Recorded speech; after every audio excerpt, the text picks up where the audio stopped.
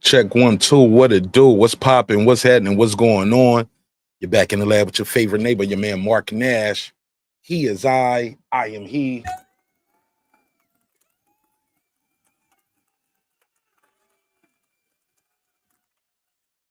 All right, let's talk about it. So much drama in the YTC. Kind of hard being me, Mark Nash, the OG. Man, y'all gonna love it. Let's get this intro started. Let's talk about it, man. Word on the streets is fight kind of looking a little shaky, baby. People want to know what's going on. My phone been ringing off the hook. I know yours has as well. So let's run this intro. Let's get this show started. Let's have a little conversation about it. It's your man Martin Nash, Breaking Beast. Let's start this damn show.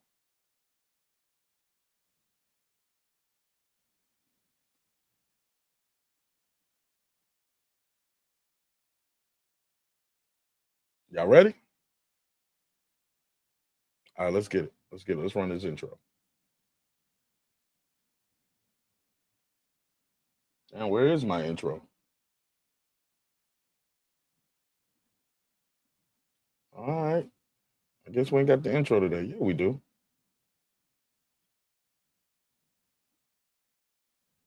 Here we go. This is my passion. This is what I love to do. But some days, sometimes, I'm just like you, man. I hate this job. Damn, I hate this job. Damn, I hate this job. Damn, I hate my job. Damn, I hate this job. I'm just like you. Damn, I hate this job. Man, I hate this job.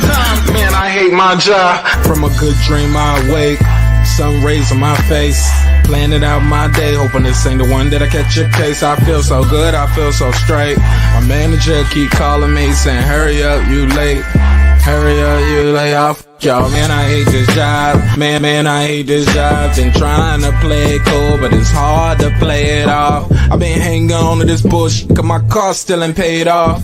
I know I'm on my way up. My boy just got laid off, so y'all, man, I hate this job. Man, I hate this job. These hoes here so ratchet. These niggas here so sneaky. Y'all don't even really pay enough for y'all to only pay bi-weekly. I'm trying to double up my cash. Take this job, shove it up your area. Yo, man, I hate this job. Sometimes I wanna say, walk in and slap my boss. This shit is getting hard. Damn, I hate this job. Gotta make it out of this struggle, bruh. And I don't really mean to take it out on you. You just a customer, but damn, I hate this job. Damn, I hate my job. Damn, I hate this job. Damn, I hate my job. Damn, I hate this job. Damn, I hate this job. Damn, I hate my job. Damn, I hate this job. We're the reason why your stockholders always stay afloat. Yet I'm asking, are they hiring? Like everywhere I go, schedule will say 9, but I think it's fine if I clock in at 9:04. I work 40 hours a week plus overtime just to be bro. So y'all, man, I hate this job. Hate that I applied. So much has transpired since the day that I was high. Told me I could advance, but you were telling me lies. Gotta give your notice before I quit, but you don't say shit right before I'm fired. Damn, man, I hate this job. Sometimes I wanna say, walk in and slap my boss. This shit is getting hard. Damn, I hate this job. Gotta make it out of this struggle, bruh. And I don't really mean to take it out on you. You just a customer, but damn, I hate this job. Damn, I hate my job. Damn, I hate this job. Damn, I hate my job. Damn, I hate this job. Damn, I hate this job. Damn, I hate my job. Damn, I hate this job. You and your procedures. You and your protocol. You and your policies. None of that shit don't apply to me. You and your quotas. You and your standards. You and your 2 sick days a year. Y'all niggas bananas. Wonder why the postman's posted with hammers. Going postal with Popo on camera. His wage got him enraged. Stressed out, it's hard to maintain. He flips the middle, grabs his. He said, if you don't get the picture, I quit, you ain't shoot. Mother, man, I hate this job. Sometimes I wanna say, walk in and slap my boss. This shit is getting hard. Damn, I hate this job. Gotta make it out of this struggle, bruh. And I don't really mean to take it out on you. You just a customer, but damn, I hate this job. Damn, I hate my job. Damn, I hate this job. Damn, I hate my job. Damn, I hate this job. Damn, I hate this job. Damn, I hate my job. Damn, I hate this job. Look, man, I I hate this job. I put my pants on one leg at a time, just like you. I'm out here trying to take care of my family. Damn, I hate this job. It's not always glamorous, for real, but I do what I gotta do for me and mine, you know? Damn, I hate this job. Damn, I hate my job. Damn, I hate this job. Damn, I hate my job. Damn, I hate this job. Damn, I hate this job. Damn, I hate my job. Damn, I hate this job. Damn, I hate this job. Damn, I hate this job. Damn, I hate my job. Damn, I hate this job. I'm just like you, nigga. Damn, I hate this job. Man, I hate this job. Man, I hate my job.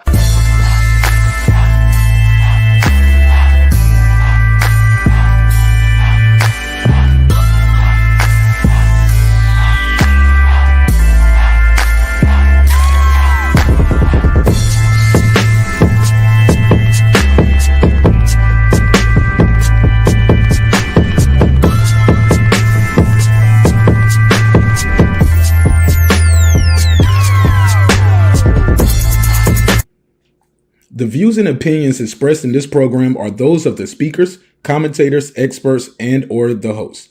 They do not explicitly nor necessarily reflect nor represent the channel's policy or the views held by the channel or broadcaster. The broadcaster or its channel cannot be held accountable for all or any views expressed during the program. Basically, if I didn't say it, don't come for me. You come for the person who said it. And please don't sue me for somebody else's words. With that said, let's start the show, motherfucker.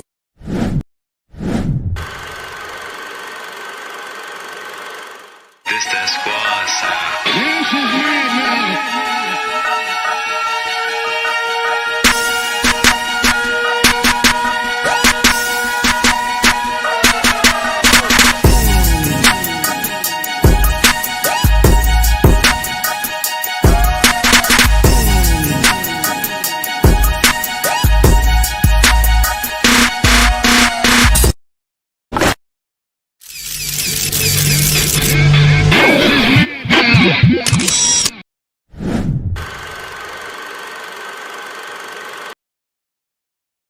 Check. What's good, neighborhood? What's popping?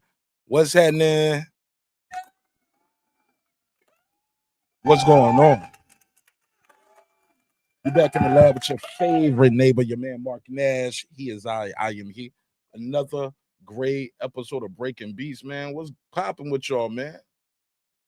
Looking around on the YouTube streets and I'm seeing some things. Man. Let's talk about it. First and foremost, shout out to everybody who's here early. Appreciate your time, your energy. Thanks for allowing me the opportunity to entertain you all this morning or this evening, wherever you're at, you're on this earth, because it's truly a blessing to be able to entertain people and talk about the beautiful, ugly, beautiful sport, ugly business sometimes. We're going to talk about it for a little bit while we got time. Shout out to everybody who's here. Let me do a quick little roll call, and that's it. Let me also give a shout out to Lisa Bell. She never fails. Shout out to Lisa Bell. Lisa hit me up. Hey, look, I was just in here just chilling, just doing my little thing, just getting ready for some upcoming events that I have and some upcoming travel engagements. So I was just chilling. She was like, Mark, the hell is going on? I was like, shit, you tell me. Like, man, you ain't seen what's going on? I was like, man, I be chilling, yo. Be chilling. I be chilling. So we have to talk about it. Stephen X, what up, brother? Shout out to Lisa Bell. Shout out to Bands on Bands with the matter of fact, before I do that, shout out to Lisa Bell's been a member for, let me check my stats over here. How long she's been a member? She's been a member for a minute. Switch over.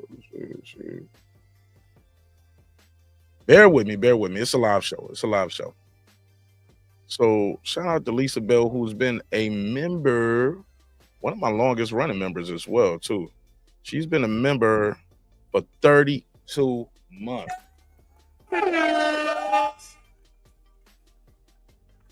Let me do this quick little, Lisa, I see you. Let me do this quick little members roll call.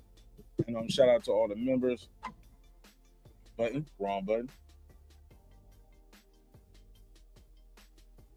Hold on 1 second. Run button again. What up, gangsta? There we go. What up? A little rusty, Lisa. I've been out the loop. What up? Got a little pod rust. You know how you get ring rust in boxing? I got pod rust. Here we go. Shout out to Lisa Bell. Lisa Bell's 32 members. 32 months. What up? Shout out to Carmen Serene. What up? Derek Lincoln, aka member number 1. He'll say 29 months, but that's because he switched his card somewhere. But he was the first one. Shout out to Derek Lincoln, aka member number 1. What up? True Media Today podcast. That's my guy, Coach Malachi. What up? SF City Slicker. What up? A Gibbs. What up? Lady Shan. What up? Haplo. Let's go. What up? Nick Rich in this bitch. What up? Puro. What Shout up? out to Puro. SLG, my G. What up? Shout out to Memory, aka Life Happens 1111. What up? Boxing Lounge. What up? Brandon Washington. What up? Boxing, pound for pound boxing. What up? Shout out to Megavelli, aka Megazar the God. Shout out to Megazar. What up? That 90s chick, aka Foodie with the Beauty. What up? Jaden Burney. What up? Unbiased Brim. What up? Bands on bands. Bands that make her dance. What up? Lake County. What up? Sharisa Tyson. What up? Stephen X. What up? That T is. What up? Tank Obadiah TV. What up? Carnell Triplet. What up? Players Only TV. What up? Timmy Diamonds. What up? And I think that's it for now. Appreciate it, man. Shout out to everybody for supporting the show. Oh, KP from KC5. What up? And Pittsburgh T. Shout out to everybody on the Patreon side of the game as well. All right, Lisa Bells, talk to me, man. Talk to me. What you think about this this potential matchup? Oh, let me do these 2 super chats. Shout out to Benz on Ben. He said salute to Mark Nash in the chat. No salute to you, brother. Thank you for supporting the show. And a major wait, let me give you the drop. I got a team. I got 5 on it, 5 on it. Also, shout out to Titus the Titan. He said, yeah. Let me give him a drop. Appreciate it. I'll give you the $2. You give him the $2. All right, pay him the $2. Oh, pay the $2. Oh, pay the $2. Talk to me, Lisa. What's good? Yeah, what it do? Man, I'm blessed beyond words. Talk to me. So, my phone was blowing up. Some people are concerned that the fight is canceled. First and foremost, the fight was never signed and official. Can we all agree to that? Yeah. No, it wasn't signed. They just think the term sheets or whatever. I don't even know if they was totally finished with that. Not sure. I don't know. We got to that far. I think they had a verbal. You want to fight me? Yeah. I want to fight you? Yeah. When you want to do it? So we could do it in November. All right. And from there, and then from there you get lawyers and get business and managers and lawyers get involved. The suits. Right. Absolutely. Say that again. Talk to me. You got the floor. Yeah, it's very interesting matchup. I think it's not a good style matchup for Devin Haney. You know, I just, with that left hook or whatever, I don't know. I know Devin got really fast feet though. Mm-hmm. It depends on the game plan, But it's definitely it's good to see 2 young warriors willing to put it all on the line and go out there, and fight. Because you very rarely get that nowadays with 2 young prime. They not even really. Well, are they really prime? No, not yet. Is Devin even prime yet? Probably not. He's probably getting there soon, but they both very young, Mm-hmm. And how old is Devin? Like 25? Maybe 26. He's young. He's young, man. Yeah, his body probably could be still growing. Maybe not, but but just it's an interesting style matchup, but I just think it's it could go either way, you know what I mean? But it's not an easy fight, because Brian Norman is just punching through everything right now. It says Devin is 26. Yeah. I'm So be they're honest, 2 years apart. yeah, Lisa, I ain't gonna lie. If you would have asked me this 2 or 3 years ago, I would say Devin Haney. Devin Mm-hmm. might be it might be too far advanced for Brian at that time. You know what I'm saying? Mm-hmm. Once you start talking about getting that experience of walking in an arena and everybody cheering against you, not just once but twice, and like just I just think Junior's coming into his own a lot more now than he was 3 years ago. Mm-hmm. Like when Devin would have been 23 and Junior would have been 21. But then Right. 3 years ago, Devin was at a different division too, though. So True. I don't know how this fight plays out. But this is Yeah, me either.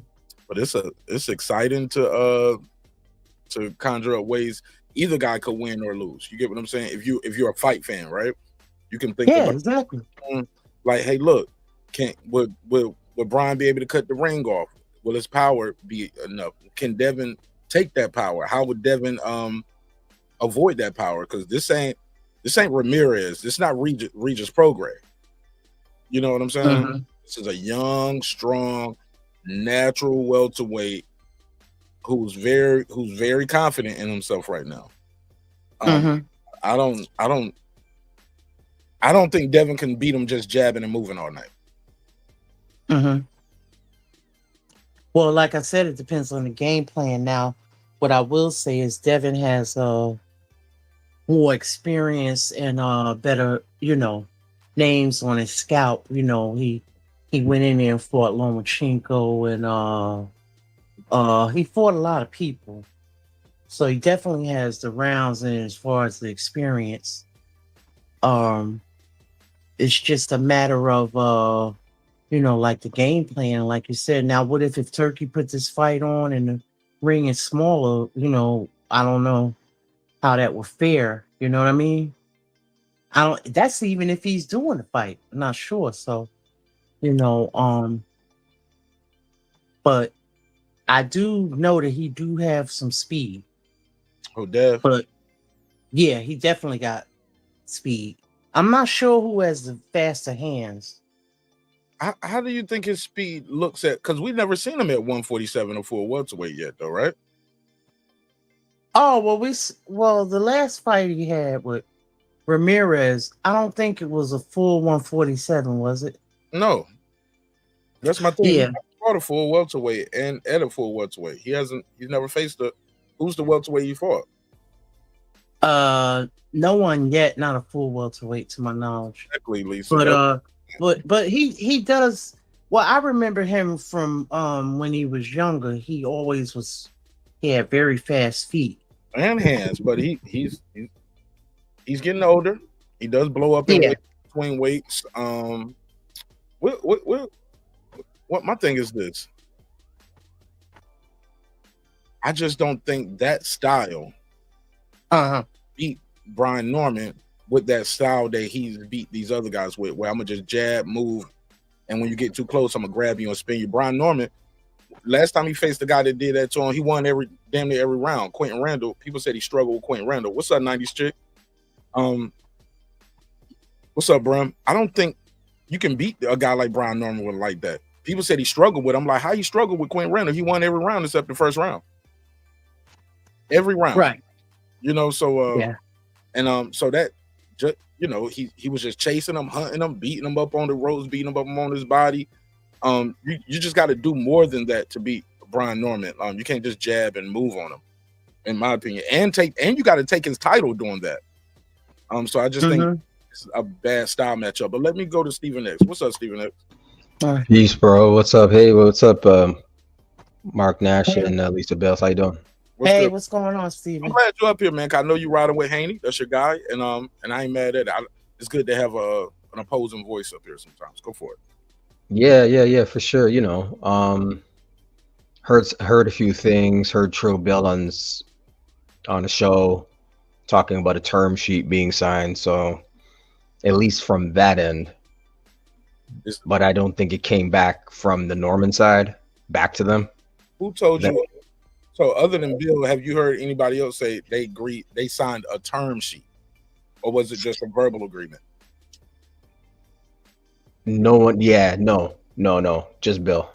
Okay, so it hasn't been confirmed on both sides. Okay, cool. Exactly. Yeah, but I heard Junior talking about, yeah, let's go for it. Heard Senior say the same thing verbally. So, but we all know a term sheet is just a working it's not a contract. Right. So, they probably just have a gentleman's verbal thing. Hey, let's get it on. I don't think this has to happen right now, but if it does, let's do it. Like, Brian's still building his career. I watched the fight in Japan. It was dope. I know you were out there. Yes, sir. He stretched that dude out, man. Bro, I was sitting right behind Bob Arum, brother, like right here. Wow. Oh, Bob was there. Oh yeah, he's always out at every Shout out to Bob. Bob traveling more than us young folks. And he's what? How old is Bob? Man, Bob's like 90. 93, 94. Hey, God bless him. God bless him. So I ride with Haney. You're good as your last fight. He fought Ramirez very disciplined for 12 rounds. Footwork was impeccable. Never seen that from Devin ever. I've never seen that footwork from him before. And my only thing with I like Brian, by the way. I like Brian Norman Jr. and his dad. The only thing is he's never faced a Loma type of opponent yet in his career. Because I mention Loma because I think that's Devin's best opponent to win, So like under the lights, Devin would be his most skilled competition. And this is skills versus power. So Devin's last fight at 144, that is a welterweight fight. If you're above 140, you're a welterweight. Even though it's a catch weight, it's still welter. It's just a variation of a welter. It's not officially 147, but I know Brian's strong, That's funny, bro. A little reaching going on, but go ahead. I'll let you finish your thought. Yeah, you're good as your last fight. So I want Devin to fight that way again. But yeah, like remember did you guys Fatal Fury was like leading left hooks. So everyone expected his jab. He's like, I'm not gonna throw my jab, I'm gonna throw leading left hooks. So that's the thing. Devin could come in with a style that's not prepared for. That's my only issue. How is Norman gonna plan for that? Because if you can't touch him with your power, then Devin's like Mr. UD, Mr. 12 rounds. And he sticks to a game plan, and it's very annoying. Because he sticks to it all the way, Okay, well, let me rebut a couple things. Okay. And I hate to do this like this because it comes across, it might come across a certain way to some people listening, like I don't like Devin Haney. Y'all know I got love for Devin Haney's style too. I like Devin Haney, the way he fights. I like his style, and I respect his father and Team Haney immensely. And whatever those teams are gonna, because it's gonna get messy with those teams going back and forth. And I say those teams like I'm not with Norman team. Though everybody is their own man. Bill speaks for itself. Devin speaks for itself. Senior speaks for itself. Junior speaks for itself. And Martinez damn sure speaks for himself. Let me say this. When you talk about Brian, okay, you said a lot. Let me break it down in little pieces, and I'm gonna compartmentalize some of the things you said. First of all, it's not just skill versus power, because Brian Norman has a tremendous amount of skill that even with the way he set that shot up against Jen, that was skill. Some of the things that he does a lot of those things that he does in that ring is skill. I think because he has so much power and people just see the knockouts, that's all they can remember. They don't remember a lot of things that he did to set up those knockouts. Secondly, when you bring up the Loma fight, Loma was not a natural 135 pounder. That was like, what was that, his third division? Wasn't that his third or fourth division? Lisa, anybody know? Third or fourth. This is Brian Norman's division. This is not him too small for that division. Because Loma, all of that making people quit in the corner, that Nomachenko, that stuff ended once he started getting to 35. we had already seen Loma lose to Teofimo Lopez, so it wasn't. Okay, Oh yeah. Yeah, so it wasn't no. Yeah, I think. It wasn't no shot. Somebody said fourth division. So Yeah, I think he started at 126, right? Okay, so you got 126, 130, 135. Somebody said it was 122. Oh, maybe. Okay, but you know, in the amateurs, he started off very small. Yeah, but you get my point though. This isn't big Devin Haney fighting little Loma. And yes, Loma has those skills, but like I said, we'd already seen Loma get outboxed by Teofimo Lopez, who I don't think is on the same level as a Devin Haney at 135. So with that said, it's not, this ain't that and that ain't this. I don't want to nitpick the young man's resume because I think he does have a lot of scalps on his belt and he does have a lot of championship experience. Also, Devin Haney knows how to win rounds. You can't take that from him. He knows how to manage that fight. He knows how to slow the fight down to his pace, so he knows how to win rounds. But this isn't just skill versus power. Brian has a lot of skill, a lot of power, and he's sneaky in there. He's sneaky with those shots, and you just can't beat him just jabbing and moving all night. You're just not going to beat a guy like Brian Norman jabbing and moving all night because his shots that he lands stand out. And also, once you try to tie him up, he's so strong in there. He breaks that up a little bit. He knows how to punch in those clinches, and you feel those shots. So I just think this is a bad style matchup for Devin right now. But go ahead. I'll pass the mic back around. Go ahead, Lisa. Then we'll go back to Stephen X.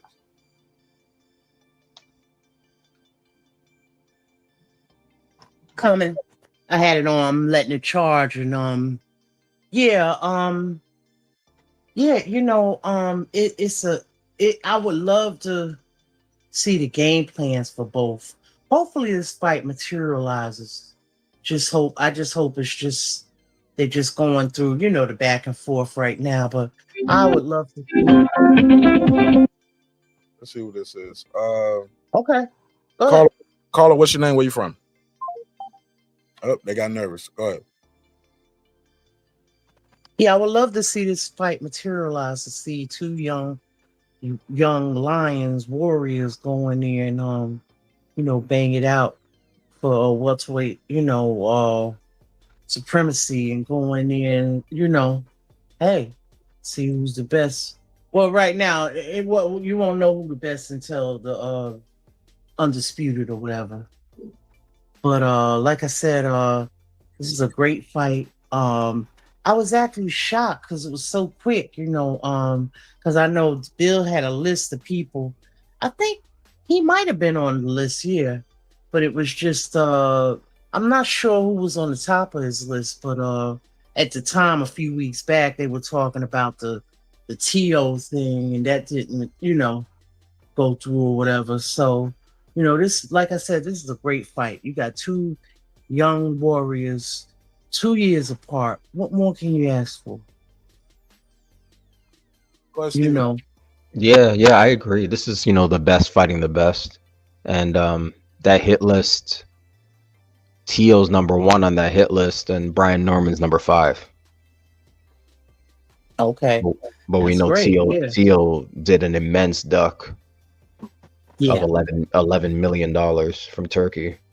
So the list goes on. So Brian Norman Jr. is the only one that stepped up to the plate. Was that confirmed? $11 million? Oh yeah. This is an open duck. It's a lot of money. Yeah, open duck. But no one's really in the boxing community is really holding him accountable, you know. It's amazing how some boxers get away with stuff. For ducking. But just with this fight, you know, it's Brian Norman Jr. versus Devin Haney. So I'm not coming in with any illusions. Brian's the champion. He's the 147 champ. What is it? The WBO. Yeah. So okay, this ain't gonna be Devin and Regis. I don't think it's gonna be like that. Devin may have to go, you know. And there's some Devin Haney fans that are like extreme and radical, you know. So you're talking to someone that's reasonable. So this is gonna be a tough battle, man. the style matchup, you know. And he set up that shot. I agree with you. Like, it wasn't just like a left hook. Yeah, it wasn't a lucky punch, man. No, of course not. No. That takes IQ. You know, so like boxing IQ to set that whole thing up. Yep, knowing distance. See, what I give Devin credit for is Devin is great with measuring his distance, knowing his distance very early. Brand, what up? So he's very good, man. I just can't take nothing away from that kid. That young man knows how to win rounds. He knows how to box. I just don't think that style is gonna beat Brian Norman Jr. You can't just jab and grab this guy. He's too strong. He's a natural at that weight. It's not well, if you fought over 140, it's welterweight. Yeah, technically, yeah. But you didn't fight a guy who got right down to the 147 line and rehydrated. You get what I'm saying? This guy, like up to like 160 or whatever, right? And B is big, man. He's big and he's strong, and he doesn't have any extracurricular activities. He doesn't blow up crazy within weights. He doesn't he don't party like that. Look, when we was in Japan after the fight, I went and had a victory party. I was downtown Shibuya. Me and Charles was out there partying. B upstairs, did a couple interviews and went to sleep.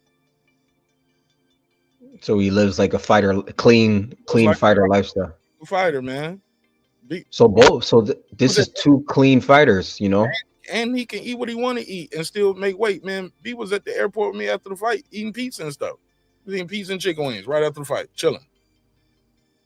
The dude is And how old is he? 24. He just turned 24. Wow. The dude is a machine, bro. He runs 8 miles. He runs like you don't have to tell him to do certain things. He's a self-starter. That's my only issue with Devin. Like, in between fights, we used to see how big and puffy Devin's face was, like, in between fights. Keith Thurman style. You know what I'm saying, Lisa? He's a big dude. So, yeah, he's a big guy. Yeah. I just think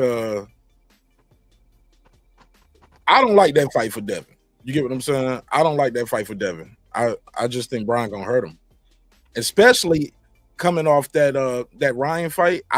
We never saw him really get tested after that Ryan fight because he was on his bike a lot, moving. When he did stop and fight, you know, he stopped and fight. He did look good against Ramirez, but this ain't Ramirez, man. This ain't Regis Prograis. This ain't Ryan Garcia.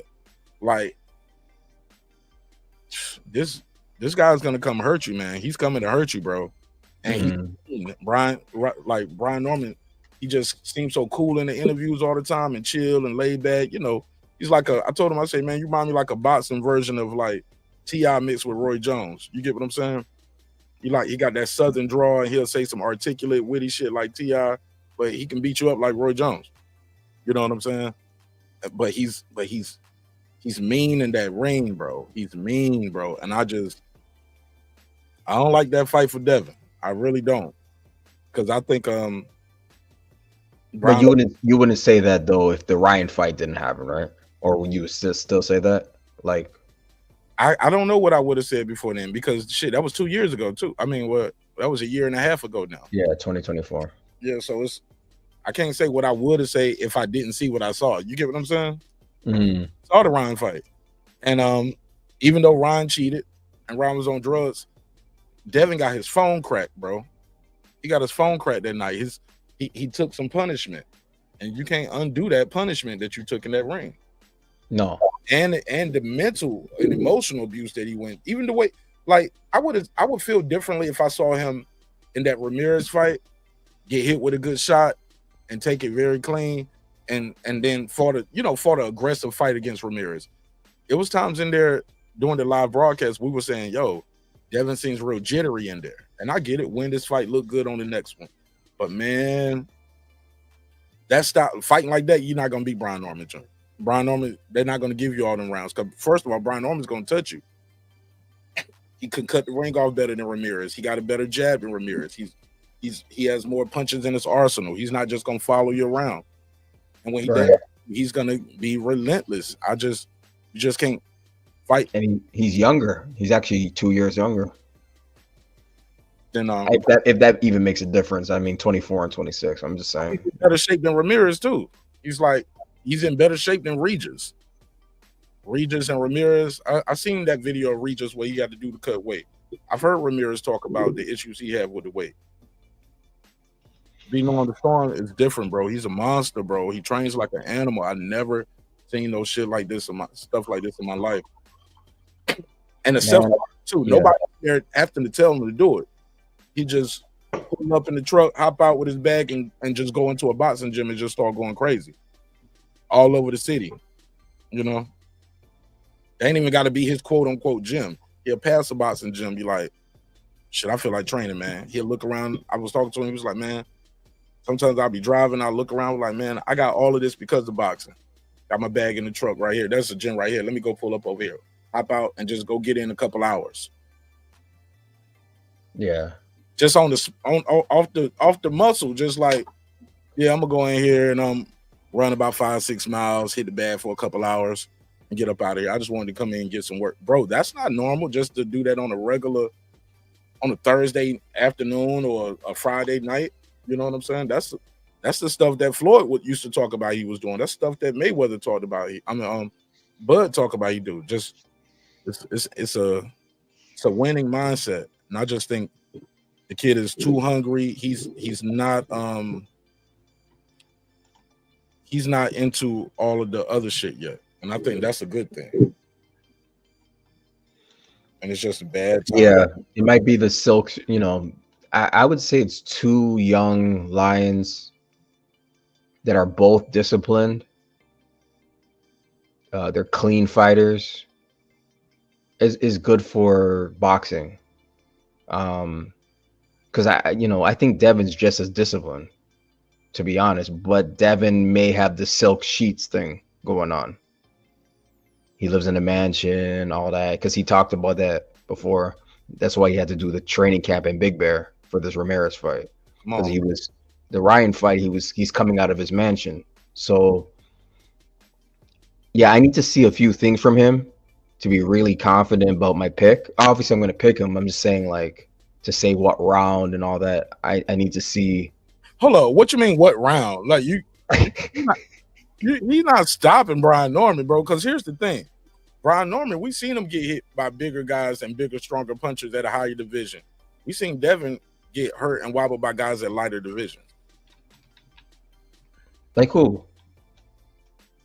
Linares. Hello?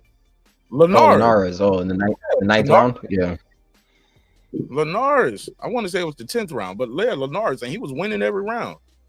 But Linares was rock this shit. What round was that? I mean, what weight was that? 35 or 40? No, that was 35. Come on, bro. 35 getting cracked. 40 getting cracked. Ain't nobody. Yeah, Linares is a vet too, so yeah.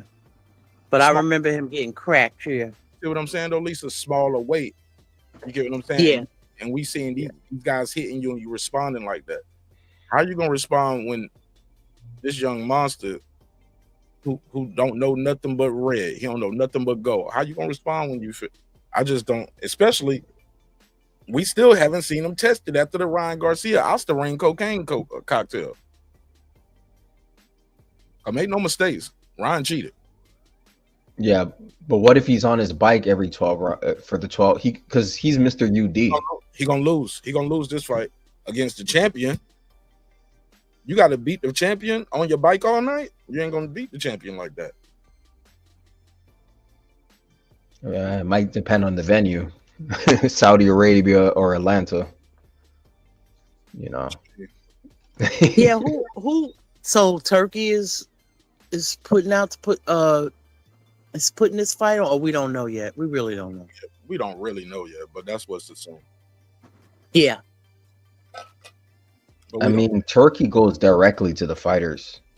He doesn't even talk. Like he'll talk to the fighters directly and offer them a bag. So that's not going to be an issue. If Damn, wait a minute. Technically, who's under contract? Yeah, that's called torturous interference, bro. You can't just go up to my fighter and offer him some shit. Okay, I can give an example. Like, I mean, you probably can give me an example, but legally, that's called torturous interference, and I can push that button if I want to push it. if you want to, you're right. Yeah, that's torturous interference. You know, he got a manager. You know, he got a promoter. You can't just go up to him and say, "Hey, look, I want you to do this and come over here." It's torturous interference. Torturous interference. I gotta look that up. Look it up. That's torturous interference. I learned that from the music business. Wow. Yeah. But that's what Turkey's doing, though. Like, he's doing it in a roundabout way. He's been doing it. All these fights that he's been putting on, he's not like. Anyways, I don't think that's 100% true. That's why you see when he had those events, all those promoters sitting on their table. You know what I'm saying? All of them sitting there lined up, and they go talk to him. I mean, they up there representing their fighter. He's not doing that without their permission and their consent, I don't think. Salute to Trill Bill, if that's the real Trill Bill in the chat.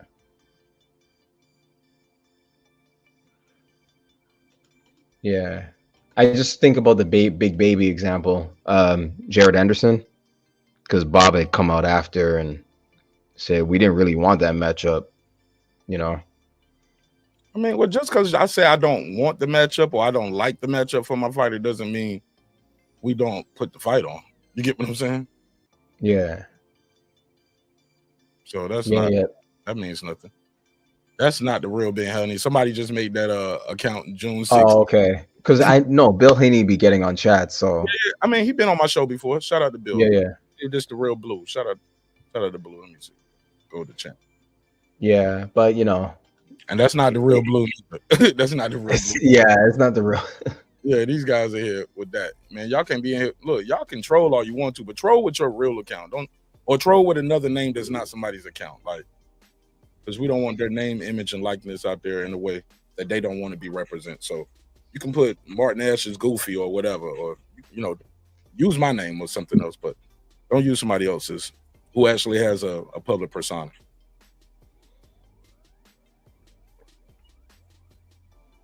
Unless I don't like that person. Now, if I don't like them, you can say what you want to. Fuck them. I'm joking. Shout out to A-Give, Auto Boxing. What's up? Shout out to the real Blue Blood Sports. Shout out to the real Bill Haney. Stephen X in the building. Brim, I see you. Legacy remains. Everything else fades. I like that name. That's a dope name. Let me read a couple of things they said. Said Norman, overall a skilled fighter with tremendous combination of speed and power. Couldn't agree more. He said, very difficult fight for the dream. It is. How about that? That's the biggest thing. It's more of a difficult fight for Devin than it is. Because I haven't heard nobody say nothing. They think about Brian getting hurt by Devin. You get what I'm saying? Yeah. Yes, they think Devin gonna win by jab and grab. Devin to win by jab. Devin to win by robbery because he's more popular. But I haven't heard nobody just think of Devin gonna step on this dude. Devin's never been at 147 though. We haven't seen it yet. At 40, nobody was thinking about Devin stepping on nobody. At 35, he's not a stepper like that. He can box his ass off and knows how to win rounds and win rounds decisively, but he's not a death and destruction type dude when you think about his style in the ring. This guy Norman he fights mean, like I was saying earlier. He's mean in that ring. And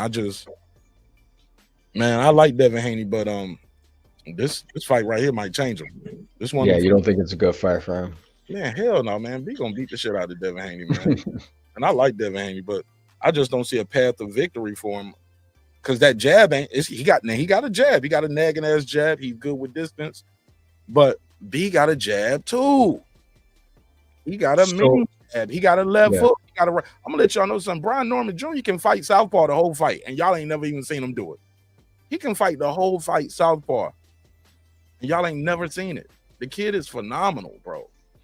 You know what I'm saying? And he's coming more into his own. They say you get like 25-50% better after you become a world champion. I see it. Shout out to my brother Tay Jones in the building. This kid's phenomenal, bro, and he trains like a monster. Like getting ready for this Jin Sasaki fight, bro. I was watching him in that spar middleweights who was walking around probably like light heavy at that time, giving them work in the gym, giving them work. And we talking after the sparring session. He was like, "Shit, I was trying to take it easy on the young pup." I was like, "Oh, that was taking easy." And I was like, "Yeah, cause I saw you could have stopped him when he was going back." He was like, "Man, I don't want to break his confidence, man. He in here helping me get ready. You know what I'm saying? He ain't do nothing crazy. He do something crazy though." I'm like, "Oh shit, that's it." Like B is mean, bro. He's a cool dude. He's funny. He's chill. He ain't too high, too low. He's like right in the middle, even kill. But man, when it comes to the fight night, that opponent crossed the ring trying to take something from him, I feel bad for that dude. He's not a guy you let me tell you who reminds me of, and I know some people gonna say, Mark, you drinking the Kool-Aid and I'm going too far, but I'm gonna say it. He reminds me of Bud sometimes, the way he has like a mean streak. Like he cool, he laid back, he chill, and you don't know he's this mean until you across the ring from him trying to take something from him. He's not a guy that you want your face on his damn vision board in his room. He got to wake up every day and think about you and see your face and like, oh, this the guy? This the one? I got something for you. I'm going to show you. He's one of those guys, if you don't think he can do something, he's going to do it. And he's going to show you. He's going to show it and prove it to you. And he's going to show and prove the world like pretty soon why he's one of the best out there. This kid is phenomenal, bro. And I'm not just saying it because I'm in his team. I'm on his team because he's phenomenal. How about that? It's the other way around. You feel me? Yeah, no, I feel you. Man, how could I knock a 24-year-old fighter who's disciplined? I can't knock that, man. I respect it. Like, that's why I want them to. It's too late, bro. He's on the hit list. It has to happen now. So the Bill put out that hit list. It's over. Like, you can't take it back. So no. Who was the other? You said he had 5 up there. Who was the other people on the hit list? 1 through 4. T.O. was 1. T.O. was 1. Who was 3, 4? 2, okay, 3 was Tank. 2 was who the hell was 2? Because I know 3 was Tank. 4. No. Who? Shakur was on there, right? Oh yeah, Shakur must have been number 2. Gotta be number 2. Yeah, so Tio, Shakur, Tank, and then I'm trying to think of number 4 before Brian. Brian's number 5. Who the hell's 4? Was it Boots? Oh, it was Boots. Yeah, it had to be Boots at 4. But damn, those are 3 different divisions. You got Tank at 35, Shakur at 40. You get what I'm saying? Tio at 40, and 47 is Boots and Brian, and now Boots at 54. So I guess Boots is out the way. Tio. Shakur is 135. Well, you know what? Shakur is 135. Yeah, but Shakur wants to fight guys like Conor Benn. So, excuse me. Really? Yeah, I'm guessing the whole point of that hit list, it was just to fight all the biggest names in boxing right now. The young, it wasn't about weights. Like, it was more about the best fighting the best. Y'all cook up. I'll be right back. I need to grab something out of the car. Yeah. I think that's what it was. That was a purpose. Because yeah, the reality is, we know these fighters can move up and down in weights if they wanted to. If you want to cut weight, you're gonna cut weight. If you know, like you know what weight class you're supposed to fight at, you know, where you have the best chance of winning. You're not gonna put yourself at a disadvantage. And some of these guys on the list have said they'll move up. So Bill put it out there. He's put their name, you know. So they didn't care about the weights. Because I remember, I hate we got to go to Twitter all the time because this is where boxing is right now. I mean, I'm on Twitter, boxing Twitter, but I remember Devin last year was like, I don't care about the weights anymore after the Ryan fight. Like, I'm going to fight at any weight I want. So, and I like that. Like, Yuri became undisputed. You're in the history books. So, like, youngest undisputed in the 4-belt era. That's boxing Hall of Fame. So After that, you can do what you want. Just make money. That's why if you anyone that follows everything going online, I know you're on Twitter too. Like it's like, oh, Devin's probably in his Money May era right now. You know, get your wins, get your money. The boxing world will never like you. Like he's hated, his dad is hated. It is what it is. So just make your money. That's how Mayweather made his money. Right. In the boxing. When he became like Money May. Right. Yeah, and I think Money May, what was it with Oscar De La Hoya? Probably that fight. Yeah. Yeah, where he was like, he transformed, or he was Money May at that point, or he transformed right after it. I'm not entirely sure, but I think right after, yeah. Right after, okay, yeah. So once he beat the pay-per-view king, like Oscar, and then I'm back. Torches passed, you know. What you say about pay-per-view king? Devin Haney has to blaze his own trail. It's not about, and he is doing that, but it's not about Money Mayweather. Yeah, but Lisa, that's the he the logo. It's like he's like the Jordan of boxing to these guys. You get what I'm saying? He's right. He's like, or if Ali is Jordan, he's the coach. Like this is what these guys saw. He's their he's the personification of success to a lot of these young fighters, and not just fighters, just entertainers and athletes as well. Right. I like people who I like when people just like, I'm blazing my own. You know what I mean? I mean, Lisa, it sounds good to say that, but at the end of the day, that's the blueprint. That's just my opinion, yeah. But Lisa, but the blueprint is Floyd. You win all the belts, make all the money, and you walk away with your faculties still in order. You didn't get beat up, didn't get knocked out, took less punishment, and you made the most money, took the less punishment, beat the most champions. People like that kind of stuff, man. Like, because at the end of the day, it's the fight game. These guys want to win, want to be successful. The first goal is always to become a champion. After that, shit, you want to make the paper. After you make the paper, after you're a champion, you don't make some paper. Most people, I ain't gonna say all, but some of these guys want to be remembered when it's all said and done. Can't say he care, but I think he does care. You get what I'm saying? People care about that legacy. How they gonna remember when I'm gone? And yeah, man. So I'm not mad at anybody. Yeah, every fighter cares, man. Even when Tank says that, I don't believe him. He cares, man. That's why it bothers him so much when people. He cares how, like, he has to do this rematch. You can't have a draw. No, bro. You got to do that Jake Paul thing that happens at the end of your career. It doesn't happen. No, sir. After you finish Stephen X, we're gonna take a call real quick. Yeah. So I was saying earlier about the whole passing of the torch and pay-per-view and Money May. And if you get the win, you get the win. Like that was I didn't understand why everyone was. What was the whole big deal about the Ramirez win? He won. Yeah, I'll address that shortly, but I'm gonna write that down in private chat so I don't forget. But it was the way he won, bro. It was almost like, it was the William Skull versus Canelo in reverse. He didn't throw. It was like up until Canelo fight was like the least amount of punches thrown. Least amount of punches thrown. So it's one thing to win a fight, but we want you to win the fight by throwing punches. You know, it's a good thing to have lateral movement. That's cool. But you got to, people want to see you fight still.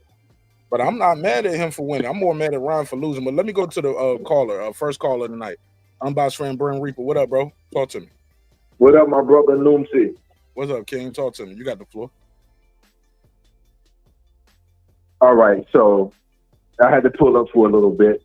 You know, I had to talk. I got to holler at my brother Stephen X. You know, because when you first said what round it was, my eyes said, what round? Haney knocked out what? Oh no. Oh, you heard him. I got fooled once. Yeah, I got fooled once already because when he was putting it on Regis, I was like, yeah, man, his power's gonna turn up as he moves up in weight.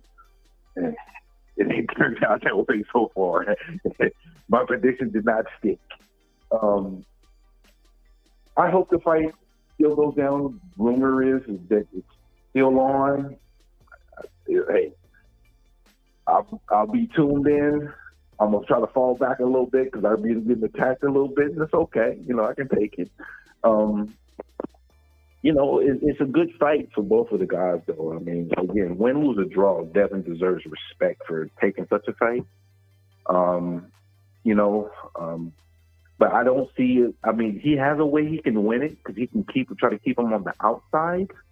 But at some point, he's going to have to, tough a little bit because Brian ain't gonna let him be able to do that. He's faster than Ramirez. He's not slow. He's not. People try to say he's flat-footed, but he's not flat-footed. He knows how to cut off the ring both sides. So it's going to be very interesting. There's been all this rumors and talk about this and this and this and that. At the end of the day, we just hope you guys make the fight. You got the money is obviously there, because where it's coming from. So that's probably the issue. So we just wait and hopefully they take care of that business behind the scenes and they get it locked down. Other than that, ain't too much to say about it. I don't want to dog out nobody. I ain't supposed to say nothing about Bill. Even though Bill does what Bill does, but it works for what they got. But I got something to say. I do got something to say about what Bill does. Cause I like Bill, but Bill went too far in that battle. Bill went too far. Yeah. Start like your mama's a bitch. Hold up, man. How did and it came random too out of nowhere when he said it. I'm gonna try to find that clip. If somebody can clip it and send it to me. But my whole point is we're talking about. Hold up, bro. Don't make me hang up on you like the Boston boys did now. You cut me off. No, I'm joking. You're like, but you cut me off. You cut me off though. Nah, I'm fucking with you. But seriously, he laughing. It's a joke. But he went too far with your mama this and your mama that. Bro, you don't know my situation. You don't know my mama dead, alive, if she's sick, if she's healthy. You don't do that because that's how you end up back with seniors saying stuff like, well, hold up. You want to fight too on the fight card? Because the kids can line it up and then you can be the opening act if you want to. You can set it off. You know what I'm saying? You're like, well, I ain't no fighter and I ain't no former fighter. But stop talking like you about to fight then, bro. Because some of that stuff is like beyond the scope of pill. And I get it. That's, you know what I'm saying? Like, have that energy for Tio and them, the people that do all that racist stuff. Have that energy for Ryan, the people that cheated you. You get what I'm saying? But like this fight right here with Norman, these guys went on the same path as you. You both are father trainers. Took your sons to Mexico as teenagers, had them over there in Mexico fighting grown men, building up their resume, came back, got them a deal, got these guys on. Like, you guys had similar paths to get on, so I just thought that was a little beyond the pale, man. And I was disappointed in Bill. And I was like, Bill, don't do that, man. Don't do that. Like, you're better than that. You're smarter than that. You evolved more than that. We don't have to do that. But I get it. You want to make them mad. You want to hype the fight up. Do all that at the press conference if the fight signed up, if that's what you really on. But just the pre-fight hype before the fight was even signed, sealed, and delivered, man, when I start hearing stuff like that, I'm starting to think like, oh, man, it was never going to be a fight. But that ain't how you – it was just too far. But go ahead, Brent. But Bill definitely went too far. It's okay. That was an appropriate interruption. Now, I was going to get on to the Floyd part. This is where I think, Stephen X, you might not notice. Boxing fans are tired of boxers trying to be like Floyd now. Floyd is an exception to the rule. And a lot of these fighters are rules trying to be the exception. And that's a problem. Elaborate. People want to be Money Mayweather without doing enough pretty boy work. Sorry, I dropped the mic. Yeah, you got to do the work. Mayweather fought a lot of champions. Yeah. He paid his dues. Exactly. And a lot of guys are trying, this era has tried to be Money Mayweather without doing enough pretty boy Floyd work.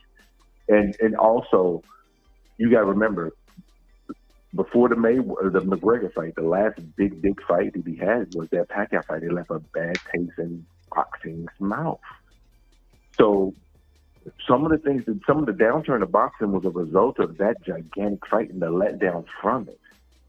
So blaze your own trail. Now, I'm not saying Devin's doing it, but his dad is just bringing up Floyd too much. It's to the people like, fuck all that. We don't give a fuck about you trying to being Floyd. Be you. We don't want another fucking Floyd at this point right now.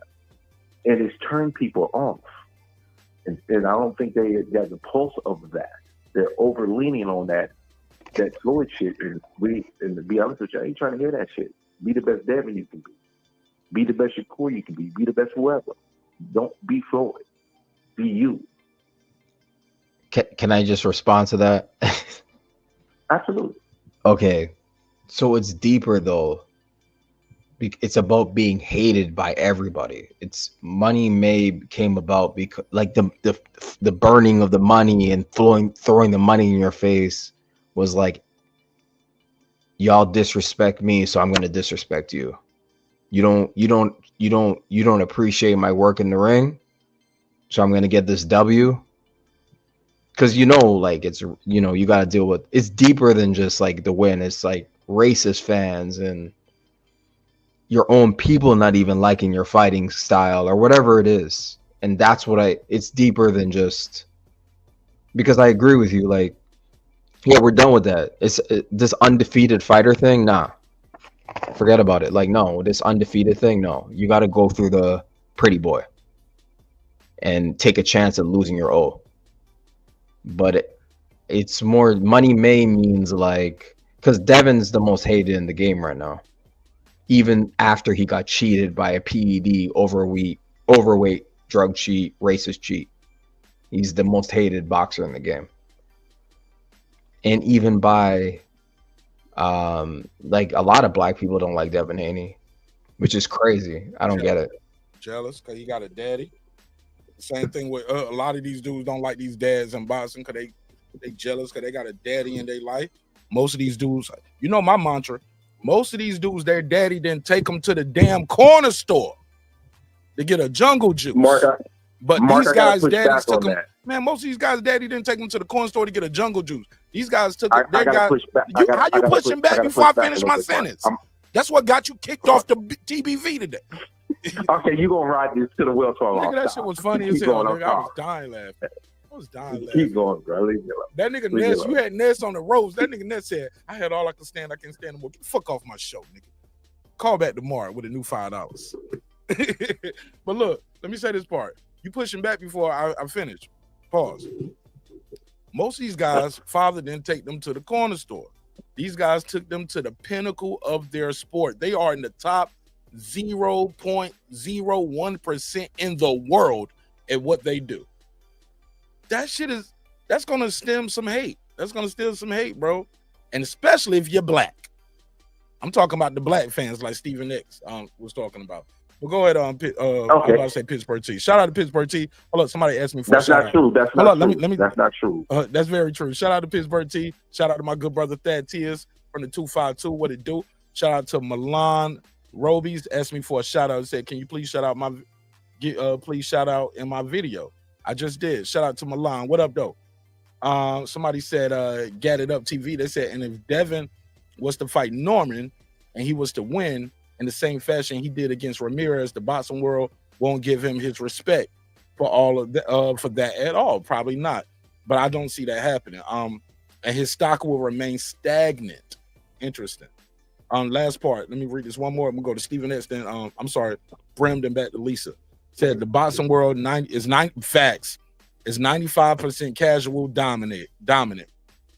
And casual fans like the Mexican style and the knockouts.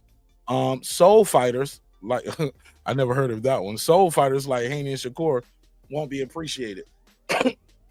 I'm gonna come back to that one. I'll address that later. But go ahead, Brim. I'm gonna put a star beside that one so I can remember this. Oh, and I gotta do this super chat. Players Only TV, that's my boy Kev, Players Only. When y'all wake up in the morning, go to Players Only TV, check out Kev and let him know Martinez sent you. Kev got a great morning show. And it's if you like this content, you'll like his show too. Got a lot of different topics, a lot of different ideas going on over there. Let me give him a drop. A 10. We called it a 10. A 10. A 10. A fucking 10. Also, shout out to Lake County. Lake County with the super chat, $10 super chat, just saying what up though to the chat and everybody else. Let me give them a drop. A 10. A 10. A 10. A fucking 10. Appreciate your patience. Go ahead, Bram. What you got for me? I'm just glad I thought before I spoke, because I almost said Lake County's horrible nickname I gave him that he told me they didn't hit him. So I'm glad I stopped myself before I even said it. The one reason I said I was going to give you some pushback, but you kind of nullified it to some degree, but I'm going to go ahead and say it anyway. Part of the issue is it ain't just because it's not. Some people are not liking fathers in boxing. It's not about jealousy, such and so forth. It's about when you look at the landscape of other areas in boxing, and then you look at the American landscape. You don't have a lot of the drama, a lot of the goofy back and forth, a lot of some of the things that you don't get that with up and coming fighter from another country. You're getting that here, and it's rubbing people the wrong way who just want to watch fights and don't want all the extra shit that comes with it that we're getting here in America. You're not getting it in Japan. You're not getting it in these other countries. You're only getting it here, and it's a turn off to some degree for some people. And that's why I'm saying I was going to do some pushback, because a lot of people hate on it, but from a different standpoint. It ain't about, I'm jealous because they got no father. It's like, nah, we just want to, we want the fighters to talk. We want to see the fighters fight. We don't want to hear all this other shit. And that's why I'm getting I'm getting pushback, and I'm hearing that from other people. So I'm just speaking up from the landscape that I'm seeing. I'm done.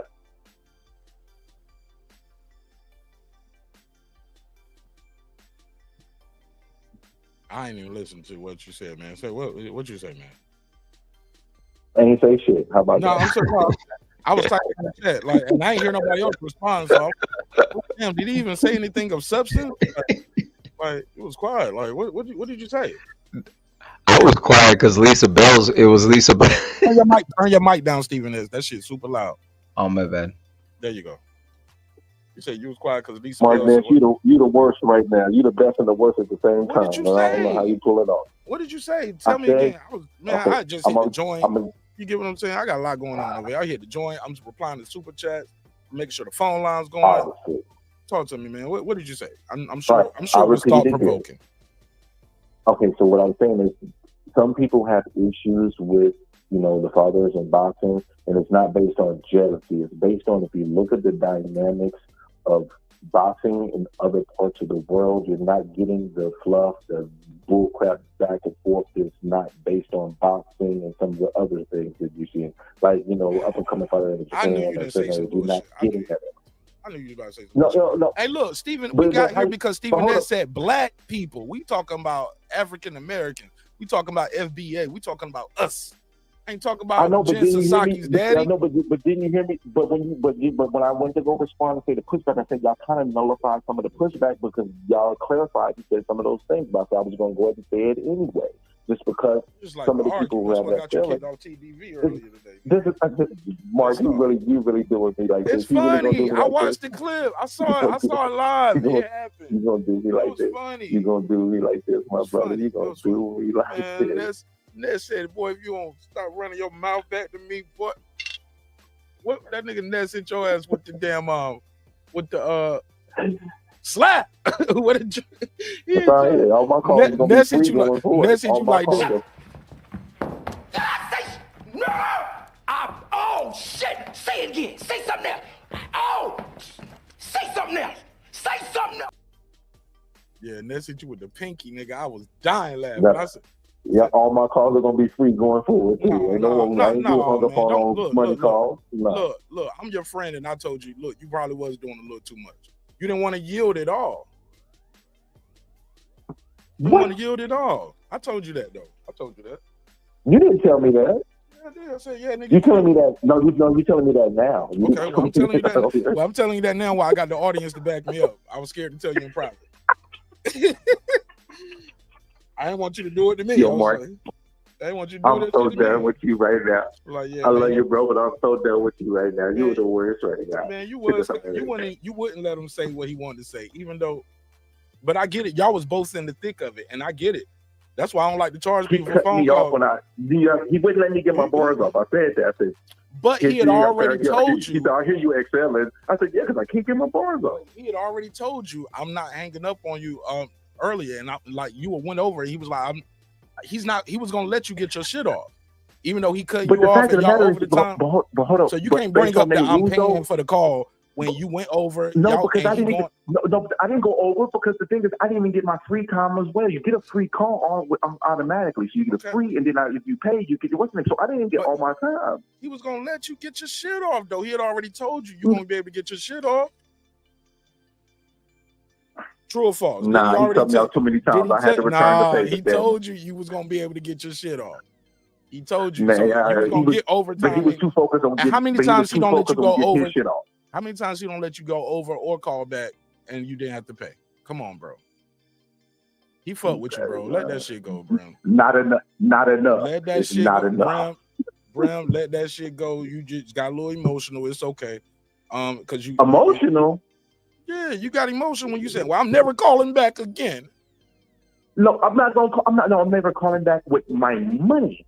Man, you understand? I'm not calling with my money. Man, you'll call back, man. I'll call back. Yeah, a free call, a free one. The free one you get. But how That's many what times? I would use. Bro, I'm just saying, he let you go over mad times before. I don't heard you over there a lot of times talking that bullshit too, and he let you get that bullshit off. Oh, I'm gonna really bang the line on you now. I'm gonna bang the line on your ass. Oh, so you gonna hang up on me because I disagree with you? I can't say you're perfect in all your boxing opinions and all your omnipotent wisdom. You know what, Mark? You're my friend, bro. But I can tell you sometimes you be wrong. But you don't know you're wrong when you're doing it. Right. No, I'm not always right. I know that I'm not always right. Yeah, man. Cut it out. What are you doing me like this? I heard this shit, and I thought both of y'all could have did a little bit better. You know I agree. I went back and listened to it as well. Now I agree with you. I both could have did better, but the onus is, a lot of times, I get it. The onus is on the host because it's just you, but it's 1,000 fans or 1,000,000 fans. So I get it, but the onus is always on the host because you got the microphone. You know what I'm saying? You're gonna be there all night, every night anyway. So let that person get their shit off. So. And I got to do better with that my damn self, you know. So taking my own advice. Yeah, you be acting up. You be acting up, Mark. You be acting up. You know. Act up, king, nigga. But look, I don't. That's what we gonna do on this bitch. We gonna act up. Ain't that right, Lisa? Lisa, tell her I'm gonna act up a little bit, right? Yeah, most definitely. Lisa, let me ask you this though. Why do you think? Yeah. How did Stephen S. word it? The boxing dad. I don't know if it was the boxing dad, but he was like, just talking about how the black fans don't like the boxing dads that much compared to everybody else. Compared to who? Compared to other demographic groups, because we see Mexicans have their boxing dads. You get what I'm saying? Nobody had a problem with Robert Guerrero. Nobody had a problem with Angel Garcia until he started dropping M-bombs. I think he was in the wrong because he thought Angel Garcia was capping when I'm sorry, I was talking to Lisa. See, that's what got you. I'm sorry. I ain't gonna say it again. I'm gonna call back anyway. Let me kick myself off. See what it is. Hey, look, if he can't be on the panel talking, he gotta cut people off or he gotta leave. If I can't cut you off, I'll be back. Yeah. I'm sorry. I'll be back. I apologize. No, you good. You good. I'm just saying. He ain't want Lisa to talk. Lisa been over there quiet. I'm trying to catch him before that's Grim, right? Yeah, that was Brown. Yeah. Yeah. I guess because now more the fathers are coming on the podcast and they have direct, like connection to the fans and as well as the content creators. So back then it was a little different. So they can just pop up on anytime. Bill, he'll pop up anytime. And seniors as well. Like they pop in, come on these shows and, they give them content, to talk about. So it's a little different now. Whereas what's his name? The brother you were just talking about, the one his father said, woman beater. Guerrero and all that, but they weren't like those guys. Wasn't always like in a lot of niggas want on YouTube. People weren't doing the people that have a StreamYard where they could just send you a link back then neither. Right. But they like you have some fathers that just play the background, like Lomachenko's dad. I mean, unless they did interviews, more Yeah, so in their country. we don't Huh? speak language, right? We just don't know what he's saying in Ukraine. Right. Probably But got I'm saying, but I've never seen him like that over here. But I'm saying maybe in their country, you How never about know. Tyson Fury dad? We understand what he's saying, and he was all Oh, in now the he video. was a mess. Now All- he's a mess. Yeah. yeah, man. He a monster. He's savage. Yeah. He talk mad shit and the fight, and he'll get in the fight at the fight too. Yeah. Tyson Fury's father's embarrassing. Yeah. But He's like the worst. Yeah. I just think people criticize a lot of these dads too much because I don't know. Me, I love my dad. You know what I'm saying? We had a rough relationship growing up sometimes. But Yeah. I love my father. You get what I'm saying? And I'm fortunate enough to have a father and to still have him alive at this age and us having a relationship, right? Some people don't know what that's Right. like, Lisa. They never experienced that shit. And That's true. Yeah. Me personally, I prefer to hear from the fighters than the fathers. That's just me. but what if But the father has a role? I can see if he like yeah, Tyson I got you. dad ain't the trainer, he's not the promoter, he does nothing. I don't mean he does nothing, but I'm sure he matters, right? To the son, mental health and everything. But Bill Haney supposed to talk. I was talking to Lisa about this offline, but I say it all the time on the show. Bill Haney is the trainer. Devin is the CEO of DHP, but Bill is the president. He's also his manager. Last time I checked, he's supposed to talk. Brian Norman Sr. is the trainer. He used to be he was his son's first manager, promoter, and trainer. Now he don't gave up the reins some, but shit, I'm still my son's trainer. But also, I think I was talking to Brim earlier saying he was like, man, Brian Norman Sr. is the lead promoter of Brian Norman Jr. We hear from him more than we hear from anybody at Top Rank. He's not the manager, but we hear from him more than we hear from anybody at Fighters First. We hear from him more than we hear from the fighter because he's good at it. Say what you want to say about him. Love him, hate him, loathe him. But and they got and he got the same name. And he was a fighter. Like it's just different. Now Floyd Schofield Sr., right? Versus Floyd. Now that's a different situation because some people don't like Floyd Schofield because at the end of the day, when push came to shove, he didn't go through with that fight. And they took that picture and they put it out. He started going Fisher Mike Lee. Yeah. He started going at it with the community and many people would say that community helped lift you up. You start going at all of those guys that help lift you up. That's not good. Like their main show used to be Coach Malachi.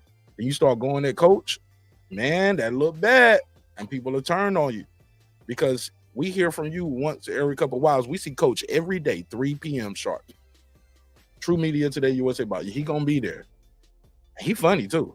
You know what I'm saying? So when the dudes start putting you on that damn vision board, certain people you don't want them to put you on their vision board, bro. And I think that was their biggest thing. Floyd Schofield, if he would have went through that Shakur fight, win, lose, or draw, he would be all right. I think what hurt his stock was pulling out of that fight the week of the fight and the way they pulled out. But they don't blame the son, they blame the father. But since the son speaks for the father speaks for the son, y'all carry the same name. Here we are. You're a part of it too now.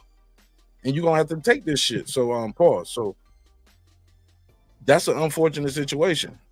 Do I still like Floyd Schofield as a fighter? Yeah. But I don't know if he's gonna beat Tevin Farmer. I don't know if he's gonna beat Tevin Farmer this weekend. That don't mean I hate him. I just think Tevin Farmer. When is that? Saturday, man. And somebody gonna have a Saturday. This whole weekend is all fights. Wilder's fighting today. Yeah, I was gonna go to Kansas for this. Yeah. I couldn't get a good deal on the flight. I had a great deal on the tickets, but the cheapest flight I could find, a direct flight to Kansas from Atlanta, was over $1,000. Oh no. That's too much, bro. For a ticket Yeah, that I was gonna Damn. get, and the ticket wasn't even gonna cost. You know what I'm saying? I had a good ticket, at a good price, but I'm like, damn, man, I don't want to spend $1,000 to go to Kansas, my nigga. I'm just saying, like, with all due respect to Kansas, shout out to everybody in Kansas, but like, come on, man. I live in Atlanta, bro. Like, I just left Japan. I got another trip coming up to Detroit, my nigga. Kansas, like, I'm only going for the Wilder fight, and that was for me to fly in on Friday, early in the morning, go to the fight, and try to catch the red eye, or the first thing flying out Saturday morning. It was over $1,000. I'm like, damn, I ain't even got the hotel or the flight ticket. It was like $1,200, bro, with taxes and fees for Delta. Everything else, because there's only 6 airports that fly there from Atlanta. So, bro, and it was like Alaska. Basically, the only airlines that I could use was Delta, Southwest, United, or American Airlines. Delta was the only one that had a direct flight. Everybody else, man, they was trying to take me to Colorado and then bring me back to Kansas. It was all those kind of stops like that. I'm like, man, I'm not about to I ain't doing those stops. I need a one, you know what I'm saying? A direct flight, bro. I'm about to say one way, but I had to correct myself because I don't want a one way to Kansas. I'm coming home. I don't want to stay in Kansas. I couldn't find a nonstop flight to Kansas and back. I was like, damn, y'all ain't got no Spirit. No, we ain't got no Spirit. I mean, I was willing to even find Spirit or Frontier. Like, I couldn't even find one of those. They don't fly there. It was Delta, American Airlines. Nobody go to Kansas, probably. It was Delta, American Airlines, United, Southwest, Alaska, and one other one. Those are the 6 airports that service Eisenhower Airport in Kansas. And I was like, oh, well, I'm gonna miss this Wilder fight. And I had a plug. Y'all know I got a plug on the Wilder shit. So I was there. Oh, are you doing a fight party then? Fight party night? Yeah, I do a fight party night. I do. Yeah, because Wilder, man, I thought he was done at that fight at Zhang, but he's back. So we'll see. How do y'all apparently, huh? How do y'all feel about that? You and then Lisa, how do y'all feel about Wilder coming back? Or do y'all need to see how he performs tonight first? I feel like he's gonna win, but like it's just weird because he got knocked out so bad in Saudi. It was a 1-punch knockout. He got hit, spun around, got hit again.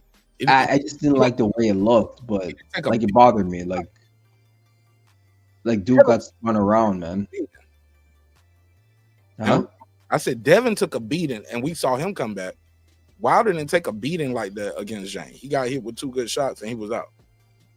Yeah, no, I'm not. No, I like Wilder. Like, yeah, he got up on his feet, and he's gonna. No, but like this guy used to be a sparring partner, so I hope he's victorious, man. But if he loses, just hang it up, bro. But if you win, that's like we all want to see that. We don't want to see you go out the way you went out in Saudi, you know. So that's my point. Like Wilder's dope. That's an underappreciated fighter. Shakur Stevenson. Like there's a whole bunch of. If I were to go down the list, Bud Crawford, Shakur Stevenson, Wilder, Devin Haney, all Black American fighters that are underappreciated and disrespected, even by their own in this country. And sorry, Floyd Mayweather, but he's not active. You know what I mean? Like I don't know. It bothers me, and I like the boxing game. It is what it is, man. So, let me go to Lisa. Lisa, talk to me. How do you feel about this Wilder fight? Him coming back, or do you need to see his performance first, or do the performance don't matter because of who we see the opponent is? I'm not really sure, to be honest, how he's gonna look. Because I know last couple of times wasn't his best, but we shall see. Over the weekend. But I know he got a new trainer, Don House. Don House. Oh, Don House took the So job, the full reins. yeah, Malik and him is parted ways, but they still, friends. He said that's still his brother or whatever. But Don House in the training because Don House had some. He was talking about how he wasn't that good before it. He was like, yeah, I remember. I remember those interviews. Don House, you shit on Wilder, respectfully, and now that's your trainer. Mhm. How my trainer you shit on me? Right. I mean, I'm not no big on Wilder, so so whatever happens, happens.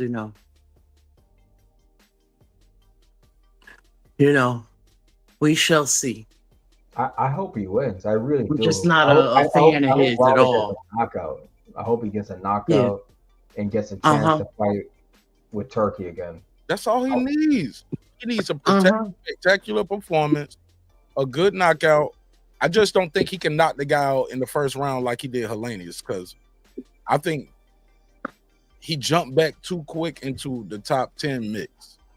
He took 2 bad beatings to Tyson Fury. I don't care what nobody say. Glovegate, and y'all know Tay Jones, my brother. I love him to death. That's my homie in real life. I respect him. But man, our eyes can't unsee what we see. Even with Ryan in the Oscar ring, Ryan cheated, damn right. But Devin still took punishment. You can't undo that shit. Your eyes can't unsee it, and you got your phone cracked. You can't undrop that phone and take that crack out. You get what I'm saying? You got to go get that whole screen replaced, do all of that shit. And anyway, that's a whole nother metaphor. My whole point is, he knocked out Helenius in the first round. After that, you immediately jump in there with Joseph Parker? Lose that fight? Okay. Jump right back in there with Zilly Zane and get slept. You get what I'm saying? Got your phone cracked again. My G. He might not have been ready to jump back in the top 10. He probably needed more steps like this, but I get it. He's older, so they're trying to fast track him to get him to that Joshua fight. And I ain't gonna lie, if he wins this fight, the next fight, I want to see him get a big another big fight, because I ain't gonna lie, the heavyweight division is very exciting when Deontay Wilder is around. Win, lose, or draw, he's been exciting. The press conferences, just showing the highlight reels and just that anticipation, what he can do, what he won't do. Will he do it? Can he pull that trigger? If he lands it, especially early, man, this night. He's been, or at least he drops guys. Like, that's, even when he's been fighting those big guys, those in the fights that he lost, those guys felt that power. You can see it. They felt it. So I don't know. I just think he had too much with Malik Scott, and they say no diss to Malik Scott, but Malik Scott tried to change him too much. And I think that messes up some things with the fighter's abilities. His ability isn't his footwork. Why are you in there trying to teach him how to do the footwork and jab and bounce off the back foot? He don't fight like that. You need to come forward. You need to come forward with that stab and jab, stab to the face, stab to the body, stab to the face, stab to the body. Deontay Wilder never really had a good left hook. Why haven't we ever got a good left hook? He had a great jab. Why we couldn't hook off the jab? It's always been that right hand. It was the one trick pony shit, but the guy is phenomenal, man. He's blockbuster, man. He's one highlight reel away from being right back at the top, where people want to see him fight Joshua again. And I, for one, still want to see Joshua versus Fury or Joshua versus Wilder. I want to see that in my lifetime. Then granted, it's going to be one of those things where we wonder what if they fought at their prime and their pinnacle. But I'd rather have that than a Sugar Ray Leonard, Hawk type situation, Aaron Pryor. You know what I'm saying? I want a Sugar Ray, Aaron Pryor type situation, or like Aaron Pryor just never really fought none of those guys that we really wanted to see. Other than he fought Less as well twice, and even that had some scrutiny and highlights. I mean, some scrutiny and some shadows cast upon it. But am I rambling? Too much boxing history? Am I rambling? I passed. No, it. no, you're good, bro. No, Wa- you're not wa- right. Hey, look, wa- sometimes I be feel yeah. like I'm cooking, and I was like, pass the mic. No, you're cooking, bro. Like, So I just Yeah. don't want to be that. And we still have time to get at least one of those matchups: Wilder versus AJ, AJ versus Fury. I still think those fights are viable matches, and I think those are big fights in the UK too. These are big UK fights, and I would fly to London for either one of those. You get what I'm saying? Wilder versus AJ and Wilder versus Fury. And shockingly, man, I slick my favorite AJ over Wilder now more than ever, and I might favor Fury for the first time over AJ based off their both last performance. You get what I'm saying? But so it shows you how time changes your opinion of a matchup. But man, I still will watch them shits, man, even if I don't go to London. But I'm going to London. If one of those fights happen, Maya's going to the UK.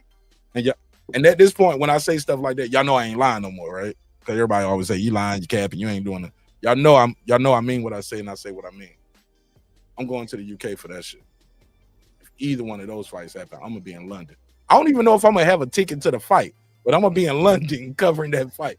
I'm going to London for either one of those. But I passed the mic. Let's go. yeah, bro. I saw you in Japan. I mean, if you're gonna go to Japan, you'll go to London. But like I like Wilder's weight. He weighed in at 225. That's the weight I think he should be, because he came in smaller against Zhang, which was crazy. Zhang was like 300 pounds. So I think he weighed in at 220. Yeah, I'm looking at 225 today. So I hope he wins, and then he gets another tune-up and right back with that Joshua fight, because that was supposed to happen. You know, that was supposed to happen. When was it? When oh yeah, they both had to win their fights in Saudi. When Ngannou fought Fury, and then he lost to Fury. And who did oh yeah, Joshua fought a sparring partner. What was it? Oh, Otto Wallen. And beat him and broke his nose. And then he's like, oh, they had a rematch signed. It's the same thing with Ryan and Devin and Times Square. Like, Ryan was supposed to win, you know, because they're supposed to be fighting in October in Saudi, you know, but Ryan lost to Rolly Romero. So Yeah. This boxing game is like, but it was supposed to be, no matter if it was win, lose, or draw, they were supposed to rematch. But the boxing public doesn't want to see Devin and Ryan right now, because Devin looks so bad against Rolly. And then people, Ryan looked bad against Rolly. Oh, I'm sorry. Did it? Oh, sorry, Ryan. My bad. Ryan looked, he looked terrible. At least Devin threw more punches than Ryan and Rolly and Canelo and Skull. He threw more punches than all of them. That weekend was like, Devin threw more punches than all those guys. And he didn't even throw a lot of punches, but he threw more than them. And if boxing fans rewatch the fight, just rewatch it, he picks up steam in the later rounds. The mid to late rounds, he starts punching more. This is a fighter that needs his confidence built back.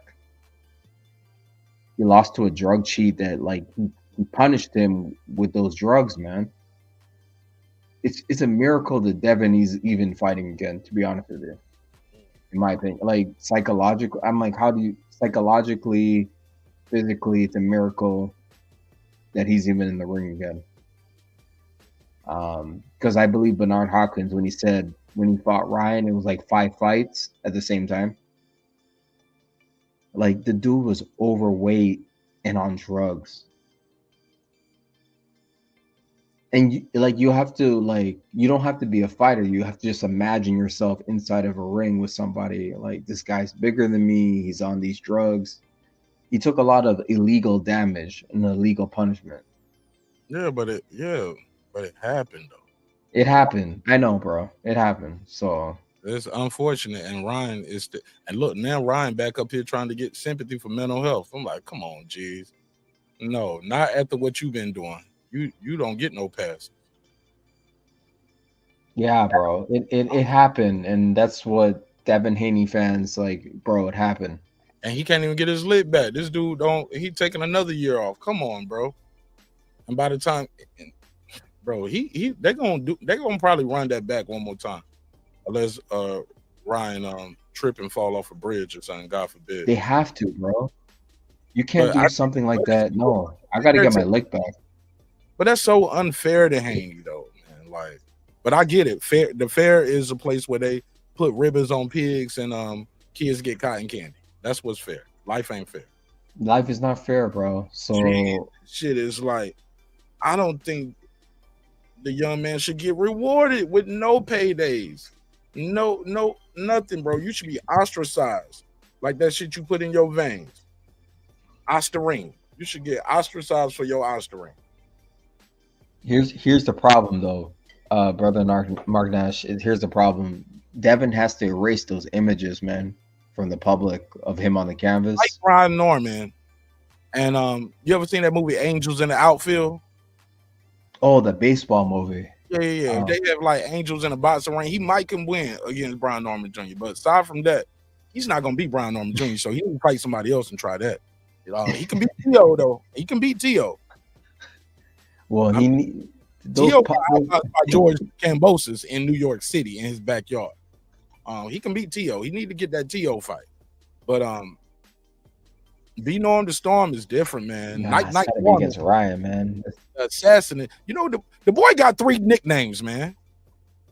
He got 3 nicknames. Well, educate me. I know about the assassin.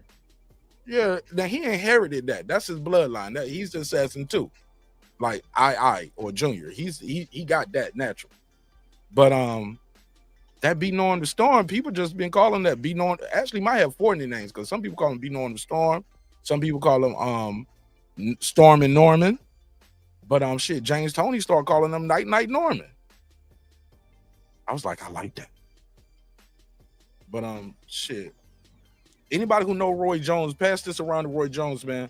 I was talking to B and he was like, we had said something and I don't know how Roy came up. Oh, I compared him to I was telling him that shit I was telling him about, like, man, you kind of remind me of T.I. mixed with Roy Jones because you talk Southern and you got the but you'll say some articulate, witty shit like T.I., but you really can fight like Roy Jones.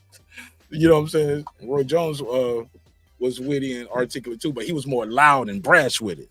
Florida nigga. You know what I'm saying? Florida brother, excuse me. But that Florida shit is hit different. B is really like a East Side dude. He really a ATL East Side dude, laid back, chill. But he'll say some slick shit, you know. And you know what he said right after? He said, man, that's the only one. That's one of the few people. I ain't gonna say the only one. Can't remember his exact words, but he did say that's a guy that I want to meet. And I was like, for real? You ain't met Roy? He was like, man, everybody met him except me. I was like, for real, bro? I said, you ain't met Roy Jones? He was like, you met him? I said, hell yeah, I talk to Roy all the time. He's like, for real? I was like, nah, I'm bullshit.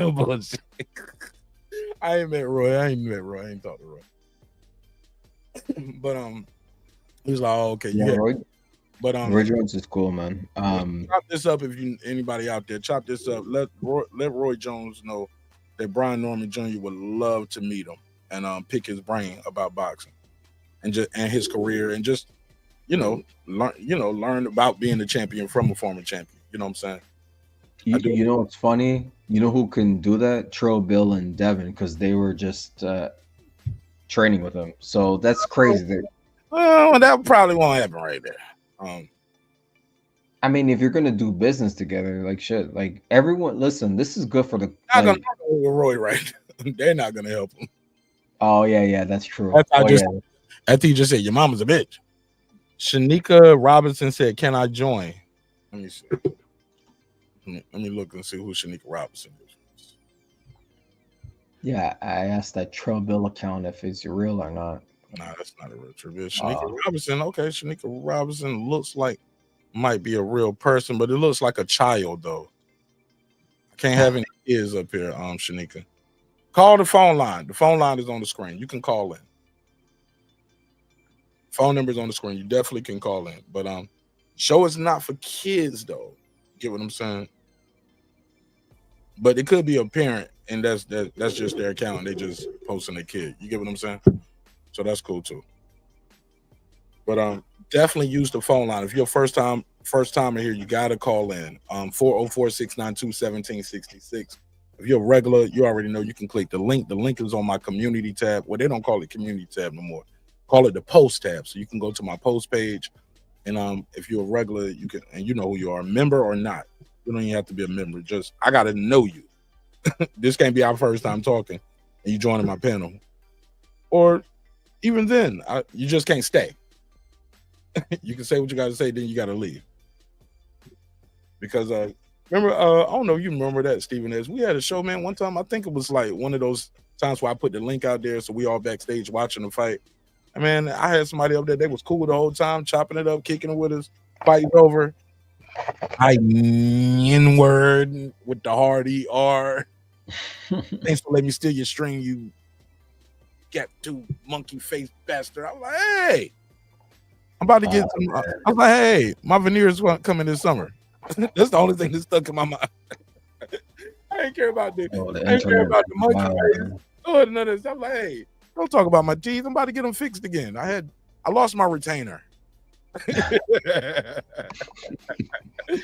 look at my vanity. I ain't care about none of racial slurs. I care about the personal text. Like, hey, yeah, you're hitting below the belt. I'm like, I'll show you. Watch when I show up with this new smile this summer. I'm gonna show you. Bro, the internet. Yeah, the freaks come out at night, man. Bro, no, the internet, they here all day. The freaks are yeah, doing it. It's all 24/7, bro. You can be whoever you want to be behind these avatars, you know? Yeah. I mean, some of us show our real face, though. I mean, if you're not doing anything wrong, you can show your face. If you're up to shady shit, yeah, you're not gonna. Sorry, excuse my language. You know what? No, you good. I know. I realize that too. Some people, I get it. Some people want to be whoever they want to be sometimes, and they think you always a liar and a capper, and they think everybody lying around them capping because either one, that's what they do all the time. Yeah. Or two, they around a lot of people doing that. So both things could be true. But I don't knock people for not wanting to cam up and show their face. Some people are still good people. I only have an issue with it when you say the most disrespectful, egregious shit ever known to man. I'm like, damn, you don't even want to put no address on that shit. You get what I'm saying? That's wrong, man. Like that's wild shit. Like no, I don't respect that, bro. And she don't have to. But she ain't up here saying the most egregious, most disrespectful shit. You get what I'm saying? Yeah. See, I don't respect that. The internet has made it comfortable where you could be in the chat and you can say somebody, you old fat motherfucker. And then really, you be fat your damn self. You get what I'm saying? All the fat jokes that you use to type in the chat are jokes that people talk about you in real life. Like, oh, that hurt my feelings. I'm going to use that tonight when I get alone. When I get online, I'm going to use that joke. Like the internet allowed people to be whoever they want to be whenever they want to be that person. And the AI is really going to change that shit. Like they had an episode of like, not Black Mirror. It was a movie. Wasn't it a movie? Surrogate. It was called Surrogate. Where niggas had surrogates out there and they'd just be walking around, going to work every day, living a life, but they'd be like, it would be like, you'll go out and you'll think you're talking to a beautiful woman, but it'll be like when they break, like the Surrogate movie show, it'd be like, nah, it's a 300-pound dude sitting in his nasty apartment with cats running everywhere, eating popcorn and all that. And so the surrogates start getting exposed. You get what I'm saying? You ain't never seen that movie called Surrogate? No, just tell me where I can see that. I think Bill, what's his name? Bruce Willis. Shit, Surrogates. Let me see who. Bro, that Surrogates movie is what, Netflix? Surrogates. Let me see. I don't think I've seen that.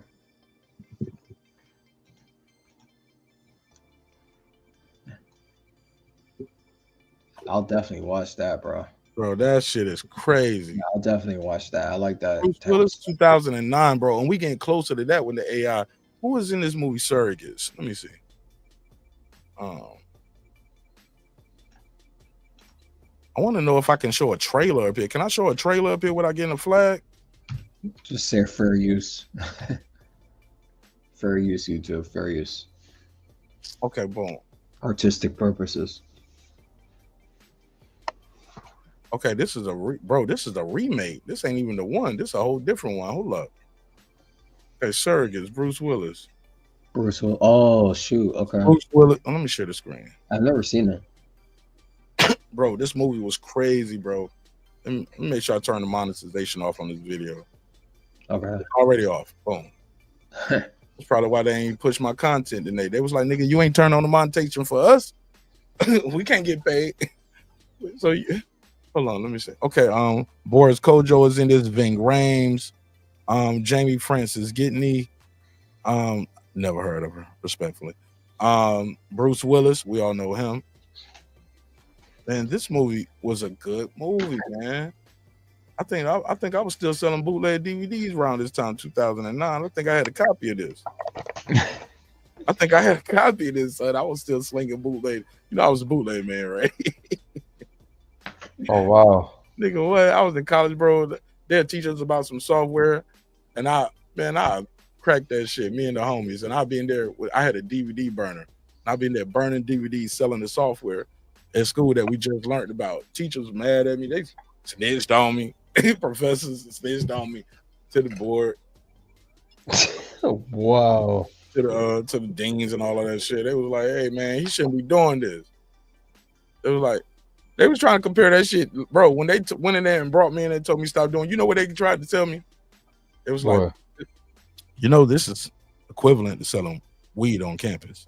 I was like, in my mind, I was like, I just sat there and listened quietly, but in my mind, I was like, nigga, if you don't get the fuck out my face with this shit. Bro, like, we're old. They tried to compare me. DVD burners. Bro, I had a DVD burner. They would teach us about some software.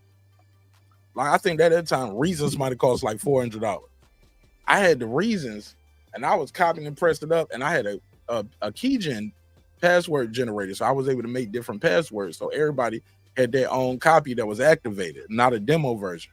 And granted, you couldn't register it online, so you couldn't do no updates. But you got this version with a keygen, and you got it for life for $10.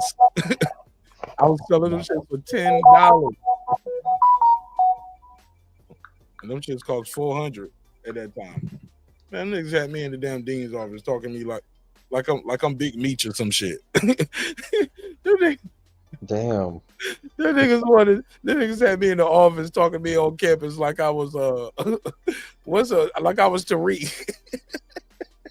Damn. That's crazy, bro.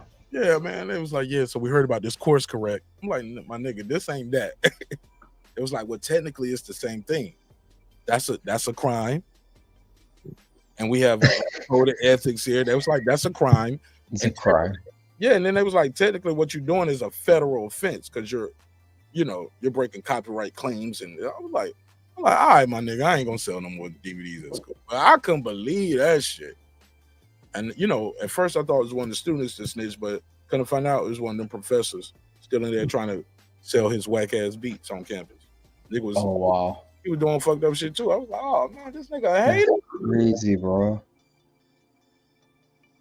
Yeah, he's jealous. But it's called Surrogates, bro. Let me see. Surrogates, okay. Let me see if I can get away with this. Fair use. Yeah, it's for educational purposes. This movie's already out. If you ain't never seen this shit, I can't help you. So this is living a day of time where people can have beauty.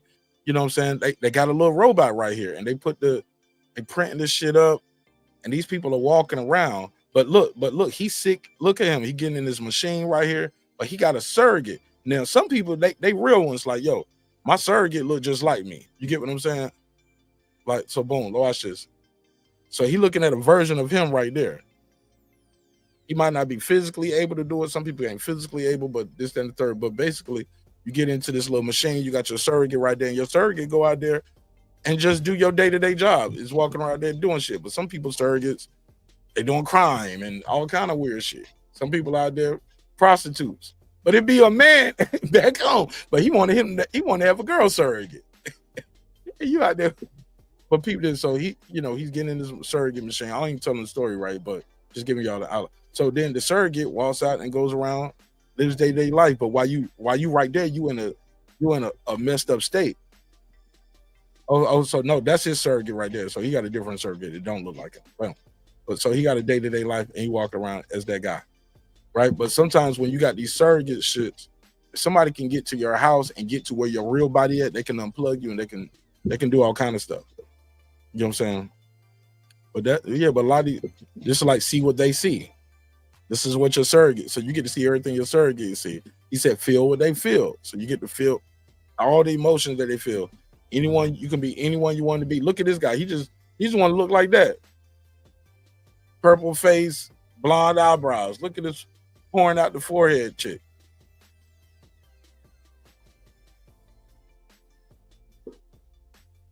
All right, so boom.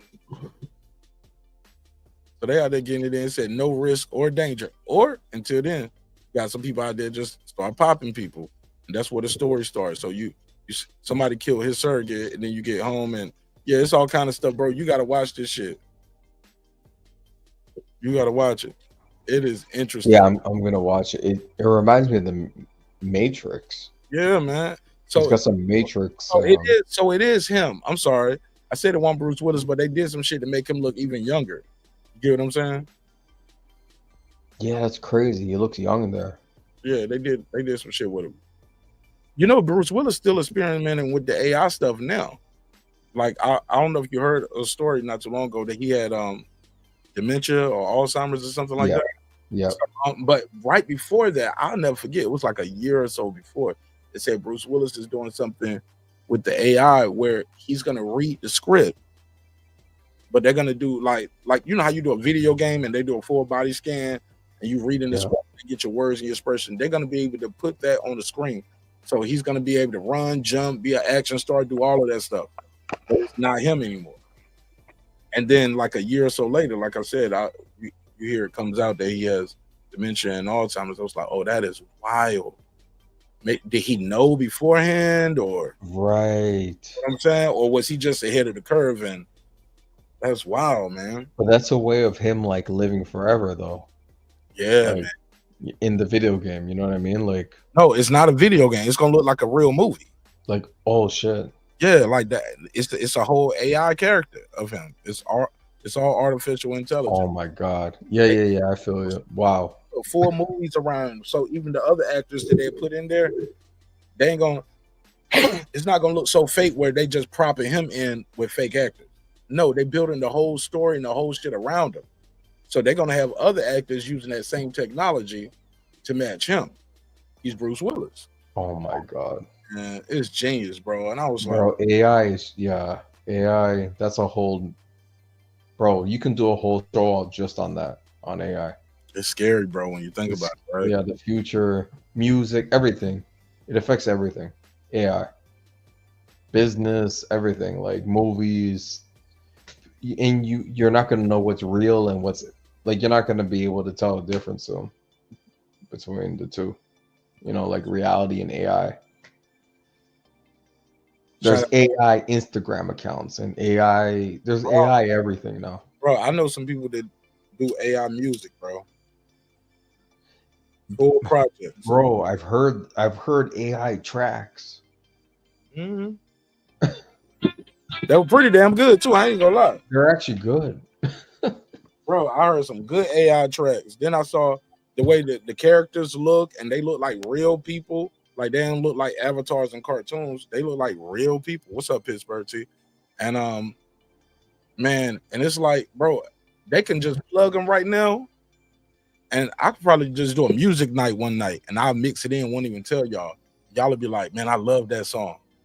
Like, what if I told you that was AI? You get what I'm saying? God. Yeah. Just put the picture up and play somebody's song. Put another picture up, play somebody's song. Put that one up, play that song. You'll be like, man, I like that first one and that second one. What about the first one? First one was cool, but the second one, what if I told you all those songs was AI? And all of these people are AI. They don't exist. They're all actually made by the same artist. He wrote all of these songs. He gave you a rap song, an R&B song, a gospel, all AI. It's crazy, bro. Bro, that's crazy, man. Lisa said, she said she could take it down. I'm ready to take it down, Mark. I'll be listening. All right, shoot. I'm about to take it down too in a minute. But go ahead, Pittsburgh T. Thank you, Lisa. All right, peace. Take care. Thank you. All right. Lisa, no problem. Shout out to Lisa for pulling up, man. Shout out to Lisa. Man, that's a rarity, man.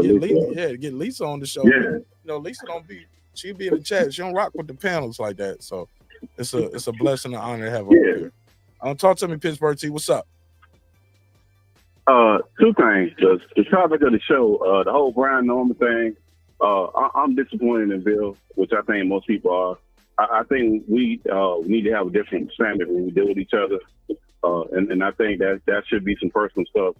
As we already dealing with enough, we don't need to do that to each other. And then I would hope that at some point he will have some kind of reflection and say that he did something with that. Because that's not even that hard to see. That's a layup. And I think you said you would like to hear I think he need to have some kind of. I would like to have him have some kind of reflection and say that he just went too far.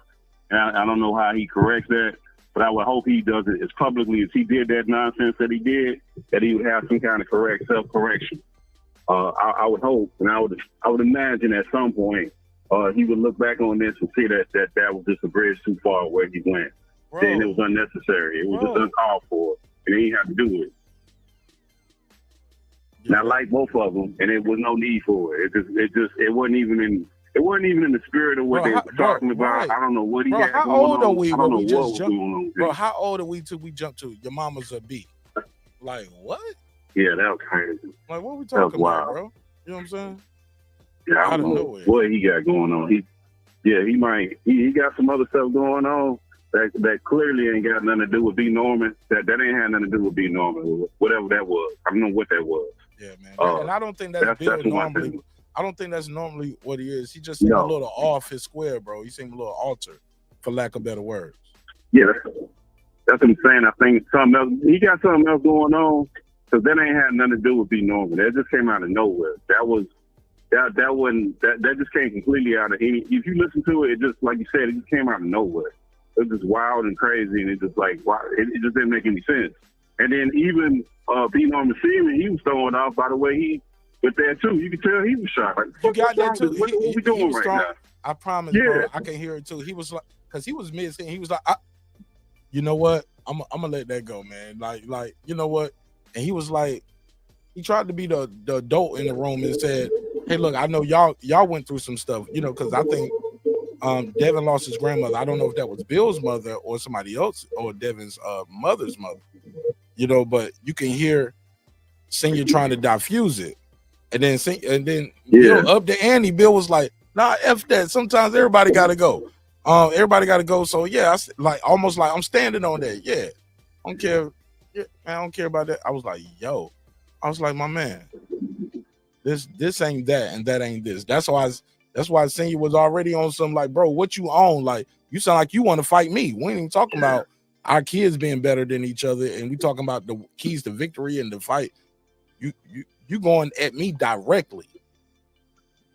I gotta address that. Yeah, I gotta address that right here. And that's and if you know Brian Norman Sr., that's who he is. He was like, hold up, stop everything. Who you talking to? Like that. Like, cause I ain't these dudes. Cause I don't need your money. I don't need your friendship, and I don't need your fighter. Like, what are we talking about right here? Cause historically, they always had respectful things to say about Bill and Devin Haney.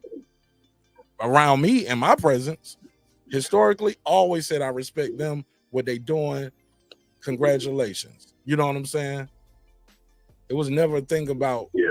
Keep in mind, Devin was like at 135 then too. You get what I'm saying? But once people start getting closer in around your division, man, the energy can change in the room that quick. So, but I'm not trying to be biased neither because I'm with Team Norman. No, Bill went a little too far, man. And I'm not gonna go as far as say. I like both of them. I'm not gonna go as far as say he He owes wrong. somebody an apology because that's for a senior to say, and that's for Bill to decide. No. Hold on, no, I'm talking about me. I'm just responding to what you're saying. Oh, okay. But okay. what I will say is, you can't do all of that, and we don't have to fight now. You get what I'm saying? It can't be on your side, bro. It got to be something else, because that's a little beyond the pale, man. We're going beyond the scope. But I get it. Hurt people, and when you're mad, you say what you want to say when you're feeling it. And I take it back later if I change my mind. But nigga, I'm standing on that shit. That's how I feel. I can see both sides of it, but it's consequences and repercussions to that shit. It's consequences and repercussions to when you say do things like that. And those guys need to fight. You get what I'm saying? Those guys need to fight. I'm talking about the Suns. You get what I'm saying? And I think that'll be good for the division, good for the sport. Definitely landmark wins on either guy's career. You get what I'm saying? Brian Norman wins that fight, mega star overnight, because especially if he does it the way people expect him to do it. If Devin goes in there and can just beat this guy with a jab all night, they're gonna be like, oh my God, Devin's the GOAT. He is the new Floyd Mayweather. Look what he did with Brian Norman. A monster killer. It comes up to that division. Brian Norman sleeping shit. 28 wins, 22 knockouts. People say what you want to. He ain't fought this guy, ain't fought a man. It ain't easy to knock out a grown man. Other guys fighting guys that you don't know neither, and they ain't knocking them out. You see your favorite fighter fight guys all the time you don't know, and they don't knock them out. Like, it's a big deal. So first fight at the division gotta happen, man. Especially because I think Bill kept riding off that, well, ain't nobody else calling out Brian Norman. I was like, shit, Boots was just allegedly, right? Maybe, possibly. Y'all don't know who Boots Ennis is? You talking about ain't nobody else calling out Brian Norman Jr. I was like, shit, Boots called him out. Now, granted, he didn't follow through, but it was a call out. Tio called him out. He didn't follow through, but he called him out. Devin Haney ain't the first person to call out Brian Norman and not fight him. You get what I'm saying? We're saying that. We call everybody. Brother Martin, you're part of the camp. Can I ask you a question? What if I told you that Devin sees everybody, including Brian Norman Jr., the same way? Like he's just another opponent that he's gonna be. Like he doesn't see the power, doesn't scare him. I can believe that, because I believe he's a master boxer at a young age. He's a young master at this shit. Shit is not easy to do. Devin is a young master at this shit, and I think Brian Norman is a young master too. He just ain't had the opportunity yet. He ain't had those opponents. But when he get the opportunity, he shines on the brightest night every time. His biggest fight, he showed out the most. And it's getting bigger and bigger. Right. You mean Brian, right? Hell yeah. Oh, in Japan. Yeah. Before that, when he had to beat Santillan. Santillan number one. Crawford had the belt. Santillan had the interim title. Santillan was undefeated. He had just coming off that spectacular performance, beating the hell out of Alexis Rocha, getting that interim WBO world title. Everybody knew whoever had that belt was going to be the champion, because Terrence Crawford was moving up in weight. So all of that email champ shit, I'll be like, y'all niggas sound dumb. Everybody, so by that logic, everybody at the division got an email champ. No, it's a hard reset, because the champion dropped the belts and moved up. Like, y'all niggas are like, this shit is the first, bro. Devin is the creator of that. People was mad at Devin. But like, Loma took the franchise. Loma could have turned that down and said, no, I want to fight Devin Haney and get the real WBC belt. Like, man, that shit is crazy. Devin Haney is good, man. I respect Devin Haney. I respect Team Haney. And I respect Bill Haney. Like I said, but I can't respect that shit he said. I think he just went so far beyond the pale. But because I knew they was gonna be talking some shit. Right. And I want to see that, but I don't want to go to mama jokes, my nigga. And these ain't even jokes. It's just randomly. F your mom, like your mama's a beat. Like, what, nigga? Like, what we talking about? I didn't hear it live, but I saw a clip on Twitter. bro. How we get there if we talking about our sons fighting? When you start talking like that, you sound like you want to fight me. You get what I'm saying? Yeah, And, no, and, I feel you. and if you know him the way I know him, Big B was like, and we can do that for free. We ain't even got to do that on paper. We ain't even got to do that on camera. Just come to the gym, bring your shit, and we be in there with the gloves, headgear, and the mouthpiece. Like my nigga, like that's gonna happen. I'm gonna be real with you. But all of that, but yeah, let's not say some of that stuff because coming from where we come from, when you talk like that, a fight go with that. That ain't just you just say that to me on the Wi-Fi, and then you see me at the event, and I just walk past you and shake your hand or take a picture. Oh my G, you have to say about that. Come from where we from, and I ain't got to say nothing else about it no more. But if you know, you know.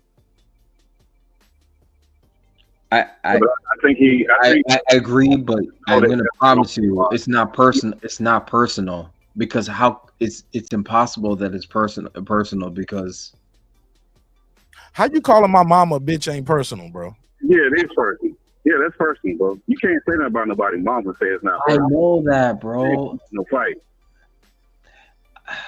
That ain't from I know that, but it's about that's not personal. You're not understanding what I'm saying. Well, help me understand. Okay, something's going on in his mind for him to do that, which doesn't make any sense. So that's what I mean by not personal. It's fucking personal, but he's going through whatever he's going through caused him to say that shit. That's what I mean by not personal. Nah, man, that's called lack of accountability. Like you don't want to hold him accountable. Yeah, man. Nah, that's what? No, I just said it's wrong. Yeah, but now you're going into the thoughts and minds of men instead of just giving us reaction of what was said and what happened. But I agree with you though. But in this scenario, I wanted you to give me more of a. Okay, I was just going off. I don't know if you ever heard of a book, The Four Agreements. Hold on, but listen, even what you said, it still sounds personal. Never take anything personally. It's just it's sort of a code of honor. Like never take anything personally because it's my mama. Yeah. It don't get no more personal than that. As disrespectful as it is, it's fucking disrespectful, bro. You don't even know my situation, bro. We all love our mothers, man. No, but keep this. It's uncalled for, and I'm listening, bro. And it's childish. Yeah, of course. It's immature. It's childish. But it's definitely personal, Stephen. You can't say it's not personal. Even with your explanation, what you described was Bill going through a personal problem right now. He taking his personal problems out and attacking Senior's personal life. But that's what I mean. They don't know each other intimately where he can even say that. He's going through something where he's lashing out at a total stranger. That's what I mean. That's more of a reason you don't go personal and start talking about my family. You went personal. It's personal. In the context of trying to make a fight. Okay.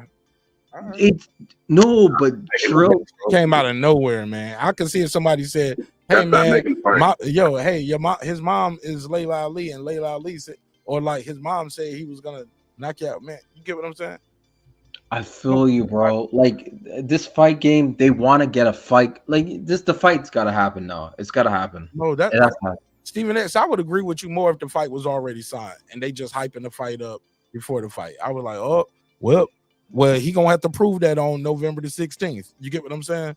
Like you got something set in stone, so you're gonna have to fight this guy, brother. Let me. I just want to say this. I want to say this very clearly. That shit, the clip I heard, I didn't hear it live, was mad disrespectful. I don't want to get sliced and diced and people think, no, what I heard was unacceptable. Yeah, all right. 100%. I just want to, because, people slice and dice on the internet. What I heard from the clip, nah, not cool. But I heard they hashed it out. I don't know. But that shit that I heard, come on, man. Black man and you're talking about my mother? No. Unacceptable. Because I didn't like that shit when I heard Ryan saying that shit to Devin. Where's your mama at, bitch? Where's your mama at, bitch? On top of the Empire State Building. That pissed me off, bro. That's why I don't have a problem with Devin stepping to Ryan in that fight. I'm like, he had to step to him. He was talking about his mama. All right, You have to step. I don't care if it's a bad game plan. You have to step to him. He disrespected, like, no. So. Go ahead, Pittsburgh. Yeah. Well, I mean, like I was saying before, what I was trying to say is that I don't know what he's going through. That was uncalled for. But at some point, I would hope that him just trying to be a better person as a man, he would reflect and reach out to him and apologize to him. You don't even got to do it publicly. I hope that he would do it publicly because he did this publicly. And you should, where you meet that disrespect is where you should correct it. That's where most men move when they try to, if you want to be a better person, that's usually what you want to do. You want to be accountable to your people, your peers, that's his peers, and your community. That's what you want to do. Now, if he do it or not, that's on him. I don't think that's taking away anything from what he's done up until this point. It's disappointing that he went that route because it was completely unnecessary, and I ain't never seen him get out of character like that. People who don't have to share the same skin tone with him. Not like that.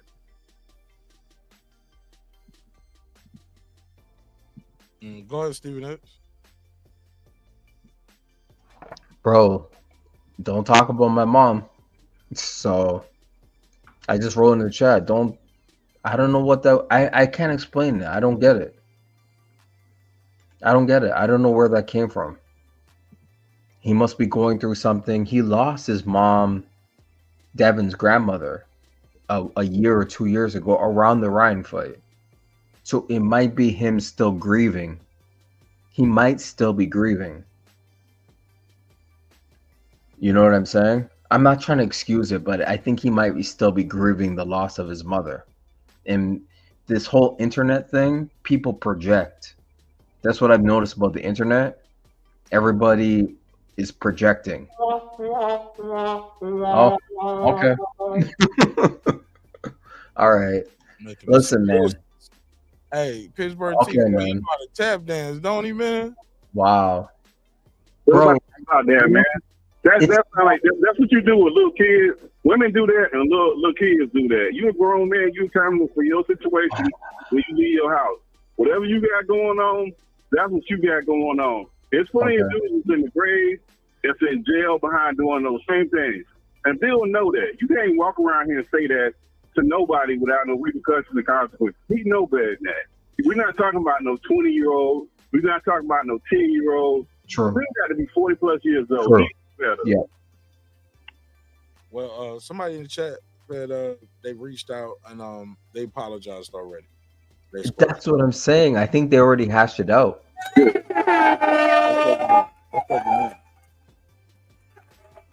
Nah, that shit was wrong. I don't get it, man. Like, people get hyped up for a fight, and yeah, man. But the fight gotta happen though now.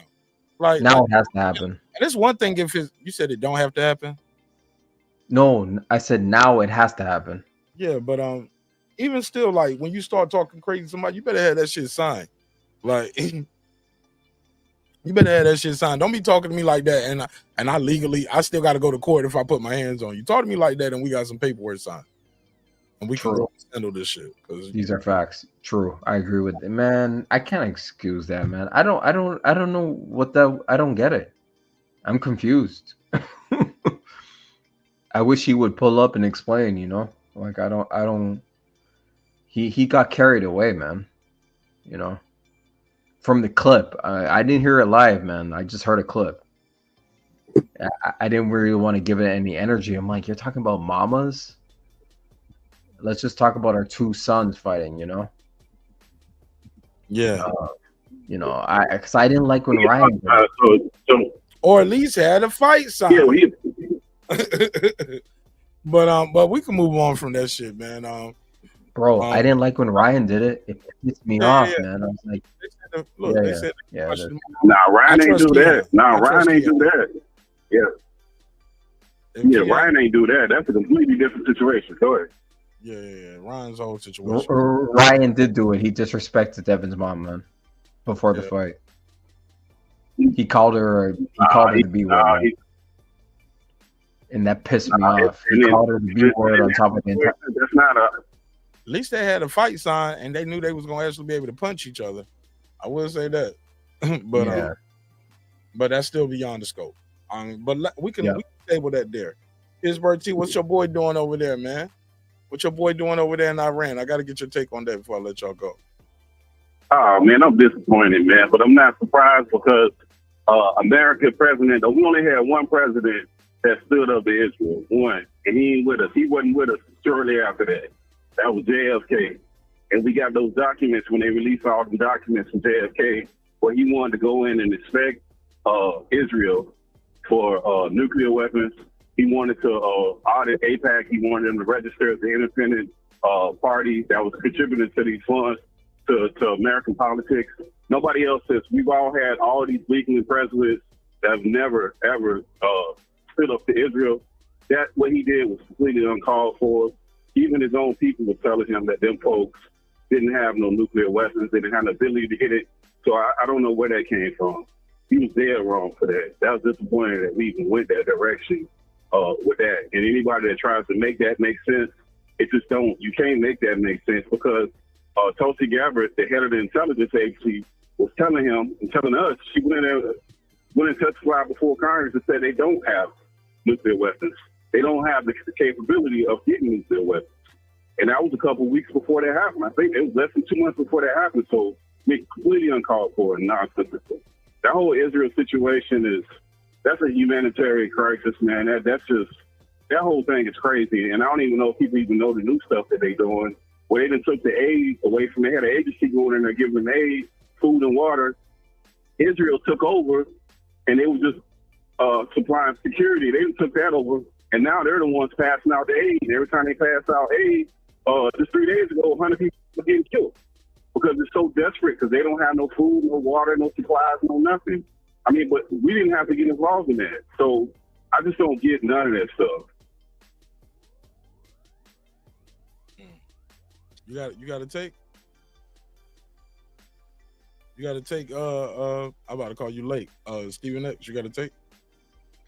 Bro, what he did was total failure from what he said he did, and the American public needs to seriously come on, keep up with you got to be critical of this man of any president. That shit he did was he set the program back by a few months.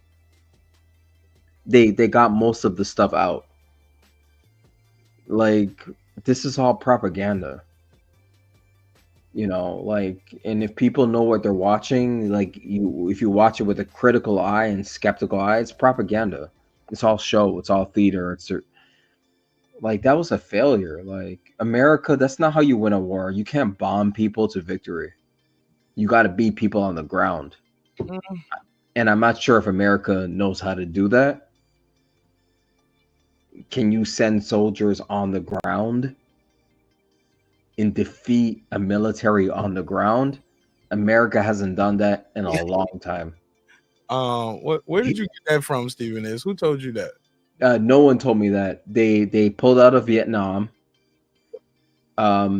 Korea was a police action, quote unquote police action. The last time America won a land war was World War II, but that was with the Allied forces. Let me ask you something. You don't think dropping Hiroshima and Nagasaki was end of the World War II? Yeah, Stephen X.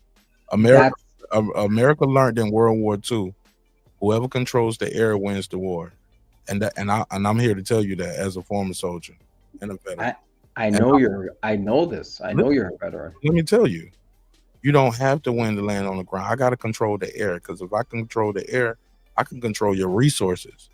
I can shut shit off. I can drop bombs like that, even with the satellites. But now it's getting deeper than that, because now they doing a different type of warfare, Stephen X. But you don't need, quote unquote, like you said, got to have boots on the ground to win the war. No, you don't. I just got to destroy everything around it, and I can put you all in one area. You get what I'm saying? Them nuclear bombs are some real shit, and just having them is such a big threat.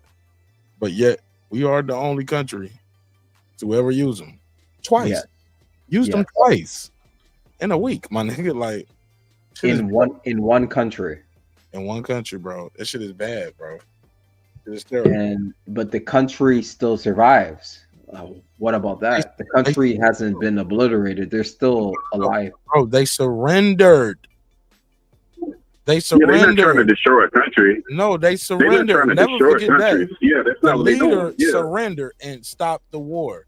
That war was done and over with, bro. It ain't no where you had to have boots on, bro. They ended that shit that just like that. Boom. So, bam. brother, And if the police have a warrant for somebody, right after that, everybody else saw what was going on, they was like, "Shit, I'm out of here." Hitler ended that shit right after that. It was over. They surrendered, but you're former. What is surrender? It's a tactic of war, correct? It's a retreat.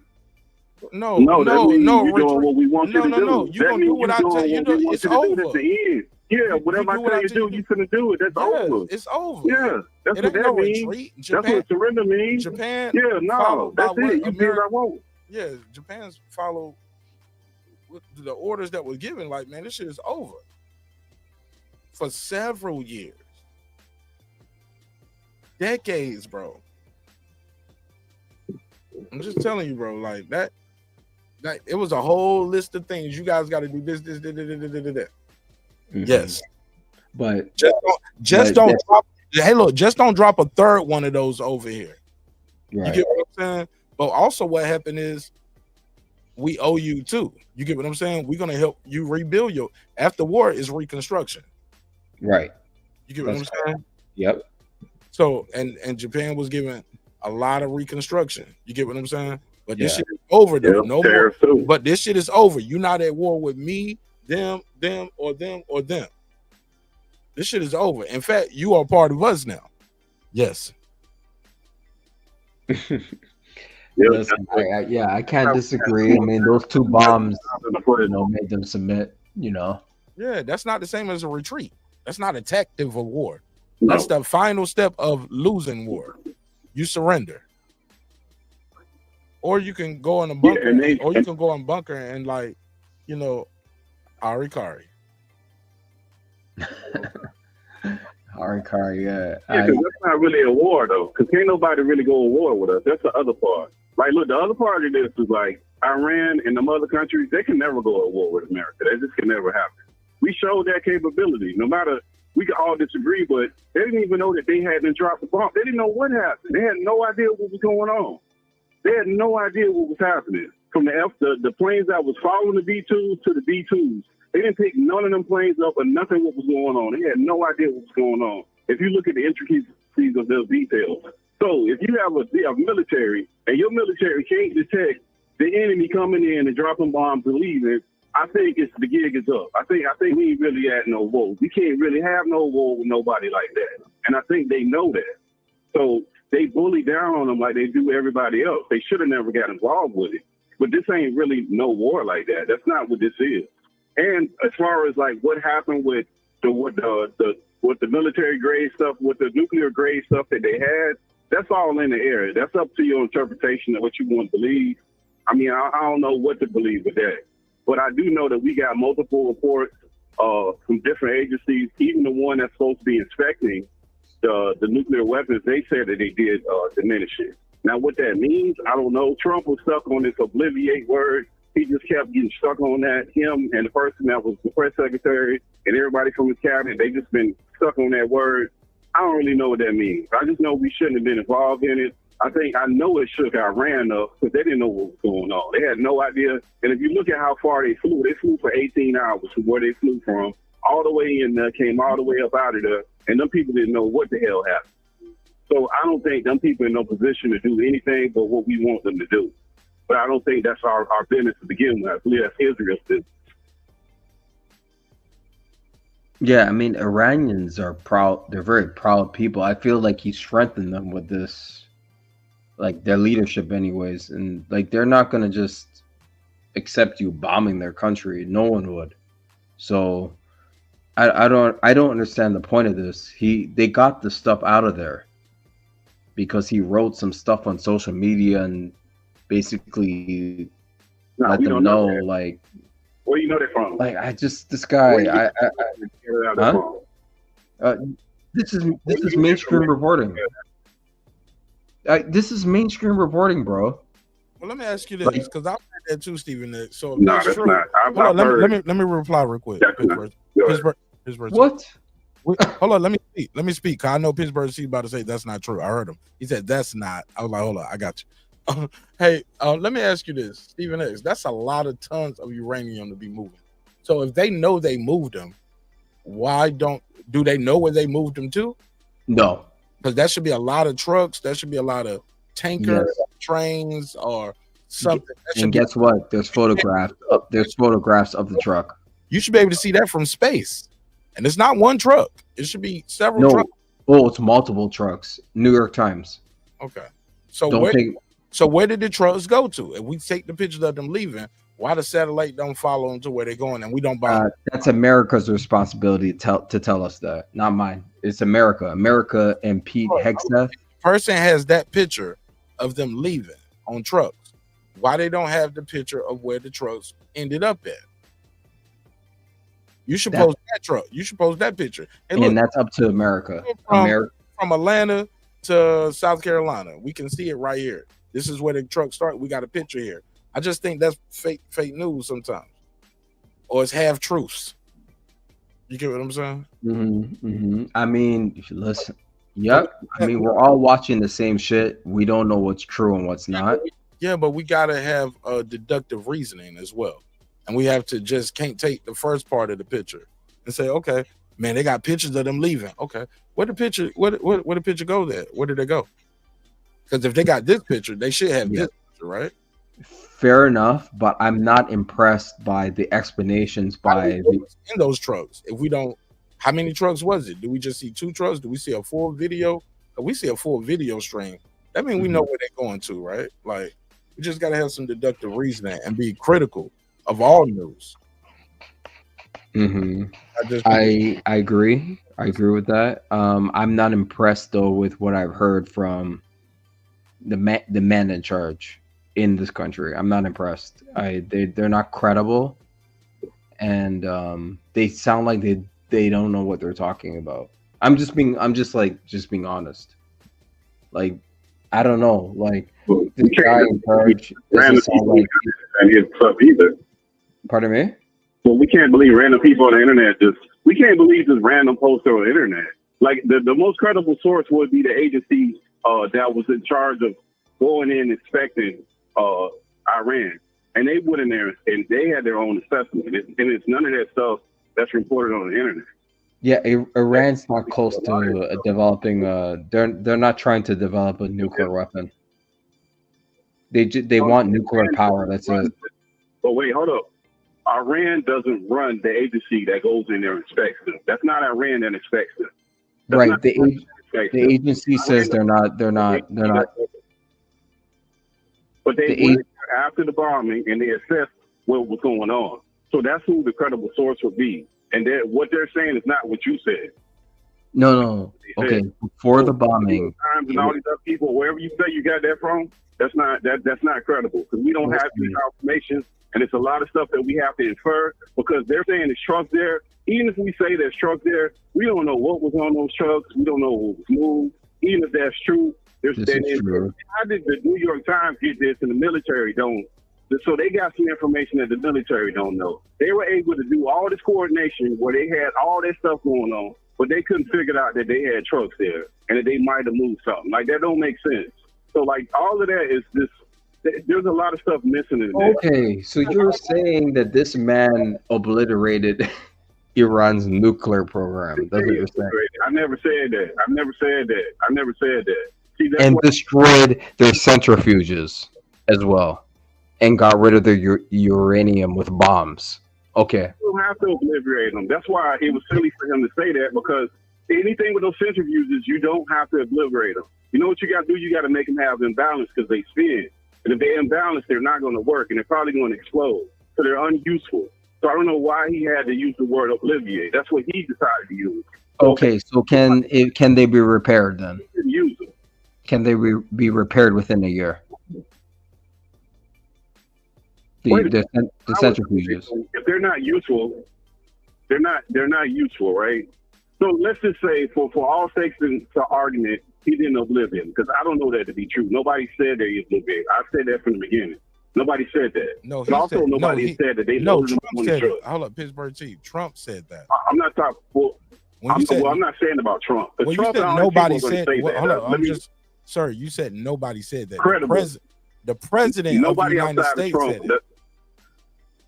Right, but no agency outside of Trump and his people that's speaking for him, the agency that goes in there and checks, and all them other folks, they haven't said that. That's what we're all saying. If we move Trump, right? So we move Trump out of that. I get it, but they have people that go in there and inspect that. So what I'm saying, Mark, is the people that went in there and they checked after the bombing went, those would be, to me, logically, those would be the most credible sources. Exactly. And they're not saying That's nothing what we about all Libya. saying. We all saying that. They're not saying that. But they're not saying it's not. Everybody on this They didn't panel do anything. Everybody on this panel was saying that. Like, the no, he argument said they moved them. He said they moved them. Well, he did say that. Yeah, that's New York Times reporting that they moved stuff before the bomb. They had enough time to move a lot of this. So when you say, hold up, Mark. Salute to everybody in the building. Hold up. Let me finish my thought, Marky. Dan, I'll introduce you. Hey, Pittsburgh T. My whole point is, you said they moved in and out, and those people didn't know what was happening. All reports that I'm hearing is they did know. But I'll let you reply, then we'll go to Marky Dan. Well, what I was simply saying is that, like, the whole thing, the idea of the truck thing, I don't believe that to be true, because that's a very select group. That's like a social media internet buzz with no absolute truth of anything besides somebody saying that they seen trucks there and we seen it on somebody on TV saying that. So that's not really credible, because we don't know what was on that truck, those trucks, even if those trucks even had anything on there, anything related to that. So we don't know that. That's number one. Number two, as far as what I was saying is, like, after the bombing happened, they sent that agency in there, and they weren't parroting what Trump and his people were saying. The only people that were saying that, that was him, his people. So there's a big gap between what Trump is saying and what the people that are testing it. That's a and problem. then that's where people's opinions are coming in there. Yeah, there's a big gap in there. But that's a big problem too. When the commander in chief is saying one thing, Pete Hedgewood he's even backing off the fact that everything wasn't destroyed. And he's saying things like, well, it was still a good success, man. Can we just congratulate our troops? So that's some weirdo shit. But go ahead. Yeah, it was a success though. They don't have to obliviate. They don't have to destroy everything for that stuff not to be useful. That's the problem with. Well, hold on, Mark. I'm trying to wrap this up. But for the reason, but let me say this quickly. The reason why he didn't have to say that is you don't have to destroy those centrifuges for them not to be useful. If that's what they're trying to use them for. Like, they have to spin and they have to be precise. So you don't remember years ago when we air gapped one of those facilities and made it spin up and changed the trajectory of just a micro, and those things blew up because they had to spin at a certain angle. Like, you don't have to do that for them not to be useful. But go ahead, Mark. I got your point. Yeah, that happened. I had to see the story. Yeah, no, I believe you though. I believe you. I understand the science. Without understanding the science, I can respect the science. How about that? What's up, Marky Dan? Shout out to you. Marky Dan, the historian, has a new channel on YouTube, and it's called. Go ahead, Marky. Democracy 101. Democracy 101. Salute to you, Mark Nash, my brother Pittsburgh T. I don't know who the other brother is. If you can introduce yourself to me. My name is Malcolm. No, that's Stephen X. Stephen X, bro. How you doing? Okay, nice to meet you, Stephen. But yeah, I'm gonna post a link to my channel, Democracy 101, later. But just to get into this, Iran told the IAEA, they told them that they were gonna move the nuclear enrichment. That they were gonna move the enriched uranium before Israel and the U.S.'s airstrikes. So they told them that, and the IAEA, I keep fucking up their name. IEA, I'm just calling them that. They told the UN Security Council they cannot account for where 900 pounds of that enriched uranium is currently. So no, we don't know if they've hit the enriched uranium or destroyed it. And then another part is we cannot declare this a victory because we do not have at least us in independent reporting and Congress, they have not disseminated the information to us. We do not know the damage or the bomb assessment of Fordo. We know Natanz and Isfahan, the other one that was bombed by the submarine that they shot Tomahawk missiles at. We know those are pretty much offline. We don't know about Fordo yet. All we know is that Trump, he says it's been obliterated, but then we had this initial assessment from the DIA that was leaked that said that it was just the entrance that was collapsed and a couple of shafts, and that it could be back online within a few months. And then we have Iran, who says that actually we have Iran and Russia, who said that very little, if any, damage to our nuclear program has been dealt, and that we're gonna continue doing this. So I don't see how we could say a victory has been won yet in this situation. On top of the fact there hasn't been a peace agreement. There hasn't been a peace agreement yet. Right now, there's just a ceasefire in place. So if Israel decides to look at this and say, okay, we have not, if they decide to come out with a later intelligent assessment later and say, okay, we have not dealt enough damage to Iran's nuclear program, let's go back to bombing them. There's nothing stopping that. Like, we're still gonna be right back in the same situation. And I go back but before I hand it back to you, brothers, this is all because of Trump. And the shit that pissed me off is this motherfucker, now he's talking about removing sanctions from Iran. Isn't that the reason why you pulled us out of the JCPOA?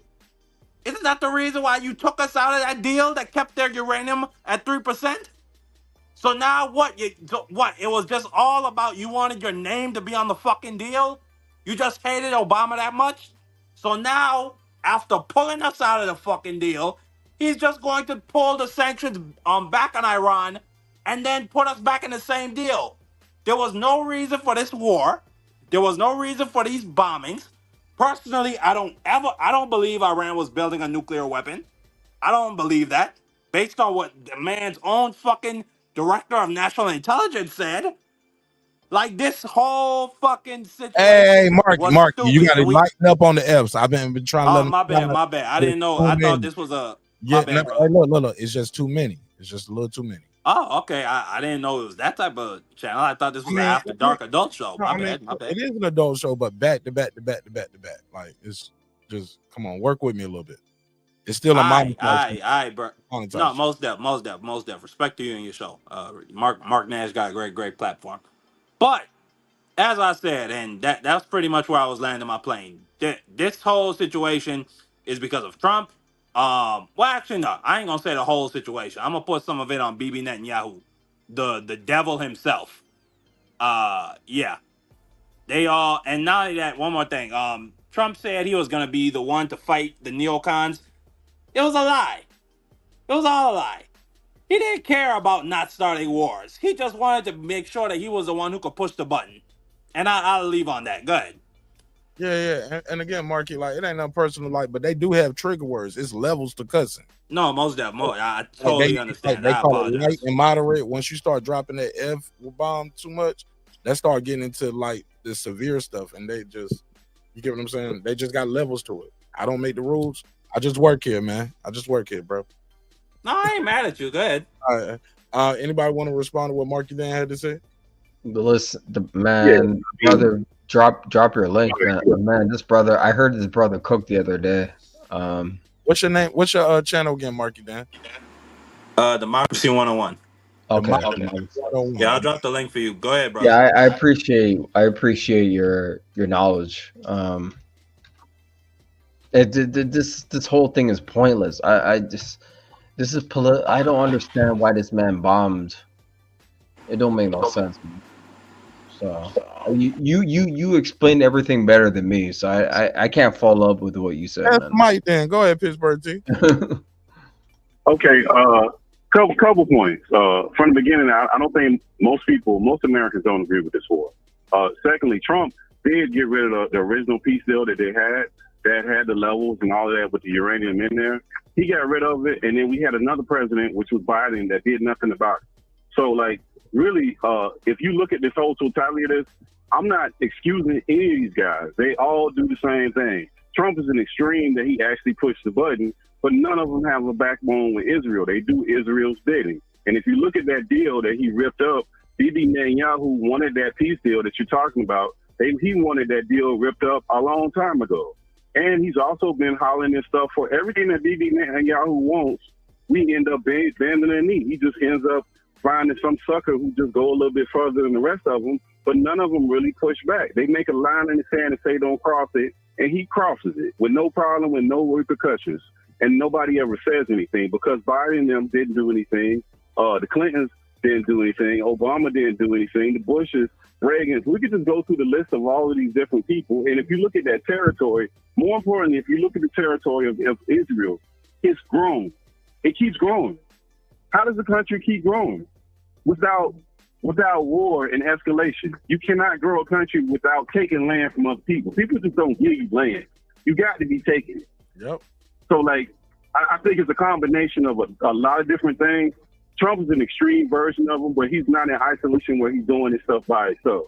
He's not the only one, unfortunately. Nobody stands up to Bibi Netanyahu, and he is a person that is a war criminal that had to change his own constitution when he got reelected, when he created this war, so that he wouldn't even be in fault of their constitution with some of the things that he had done.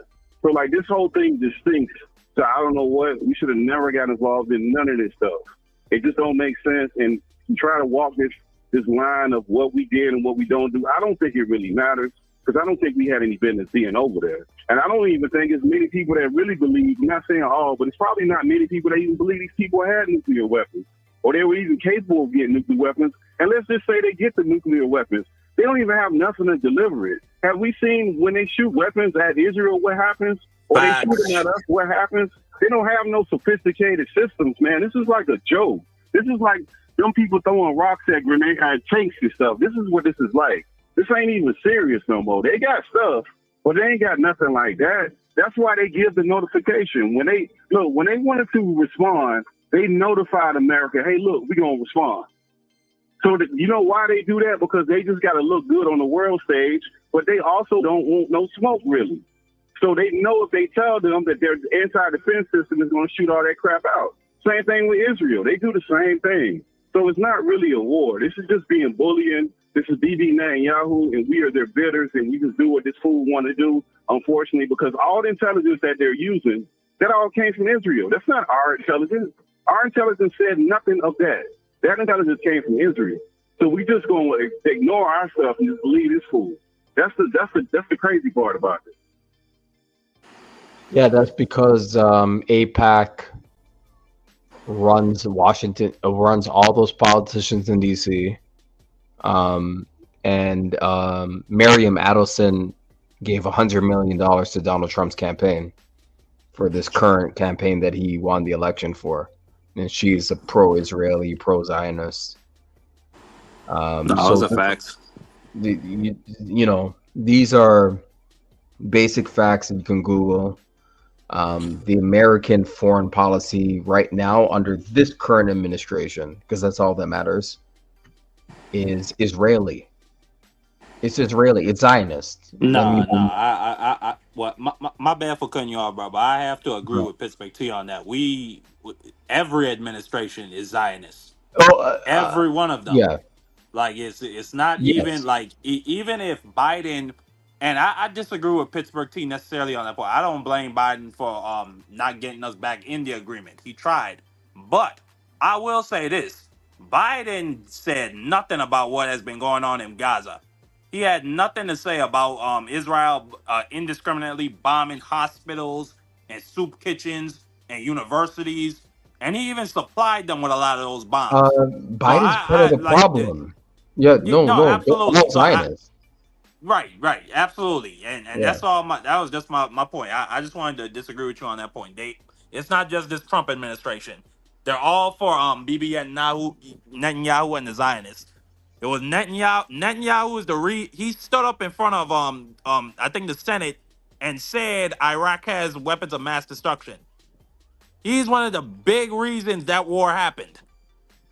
So no, it's every administration. You could really draw it all the way back to the 40s. I agree, but this administration, I guess I can say all of them are corrupt, but this is a corrupt, criminal administration that's disappearing people off American streets and I don't disagree. and doing this crazy stuff without congressional authority. What do you mean? And disappearing people off the streets? What you mean by that?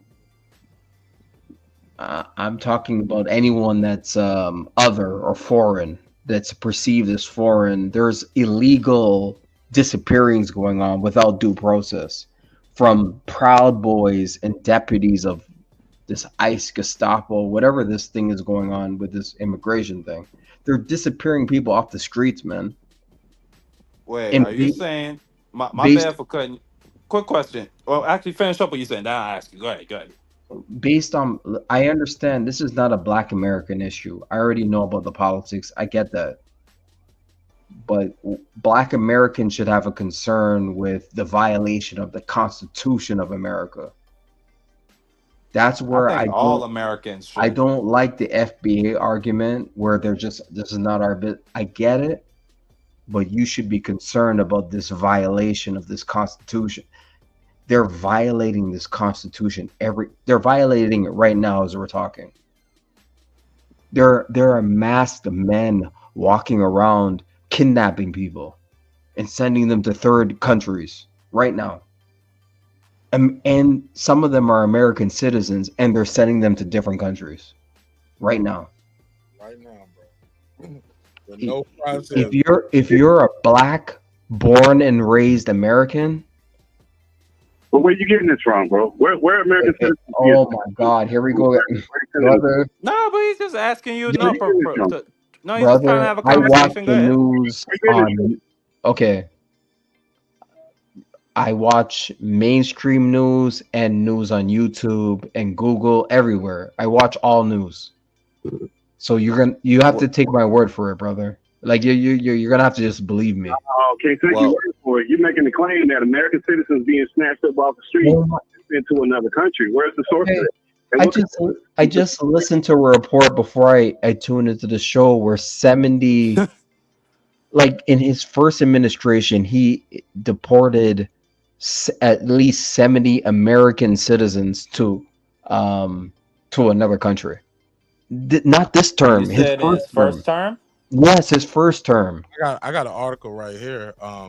Ice and hot water. Dozens of U.S. citizens wrongfully deported in shocking immigration blunder. This is as of June 24, 2005. This is Economic Times in Indiana. Damn, post that link for me. That's I didn't even know that. I'll be up on that. I just Googled it. Yeah, I never heard that. I just Googled No, I know about U.S. I'm gonna tell you brothers, like, you should hold up. Go ahead. My bad. I'm just trying to get in. Here we go. This trying to fit in. Times judges say Trump has wrongfully deported. I think they got a list of names on this site right here. This is the Times. Let me see if I can scroll down. Okay, here we go. Kilmar Garcia. This was wrongfully deported people. Daniel Lozano Carmega. That's not you. Well, I mean, he had temporary protected status, but he wasn't a U.S. citizen per se. I'm just telling you. They say that's not a U.S. citizen. Did y'all hear what the article started off with?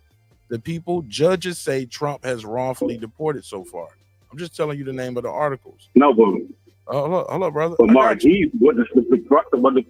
but the claim that he made, what I was questioning, he said U.S. citizens were being deported. Yes, naturalized, and well, fix it, Mike.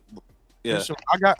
But reading the first paragraph of the article, what the brother it says what the brother was talking about. It says 70 American citizens were deported between 2015 to 2020, which is the bulk of Trump's presidency. Well, is all of it from 2016 to 2020. So that's what. Let me read more into it. Hold on. All right. Well, while you do that, this is another one. ICE has. This is KTLA.com. ICE has deported dozens of U.S. citizens, report says. This is right here. And let me see, after this ad, can I actually play the news clip? There we go. Right here. Boom. Oh, I think I got another commercial. All right, so it's another ad, but anyway. States the green light to defund Planned Parenthood. No, that's the wrong article. But here you go. They said this is not a bureaucratic mistake, but this is the article right here on screen, ladies and gentlemen, that we're referring to. And it's multiple articles out here of this happening. So, but this has happened. 121 detained, 70 deported. 674 citizens have been arrested. This is bad. We can't just agree that that's bad, Pittsburgh P? Without making I mean, it's illegal.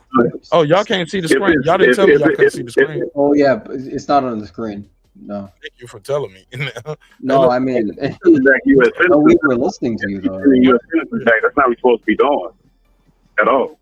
No, it's straight up illegal. Like it says it in the U.S. code that ICE is not allowed to recommend or deport anybody, or excuse me, not allowed to recommend for deportation or deport U.S. citizens at all whatsoever.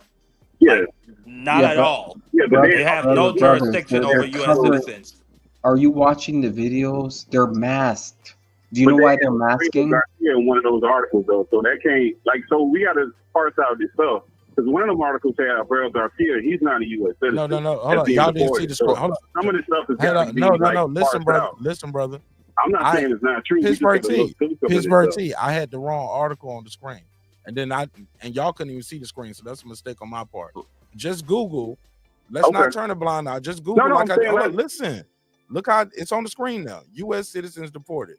This is Economic Times. Yeah, I just read that Economic Times article. CTLA. You can just do a quick Google search.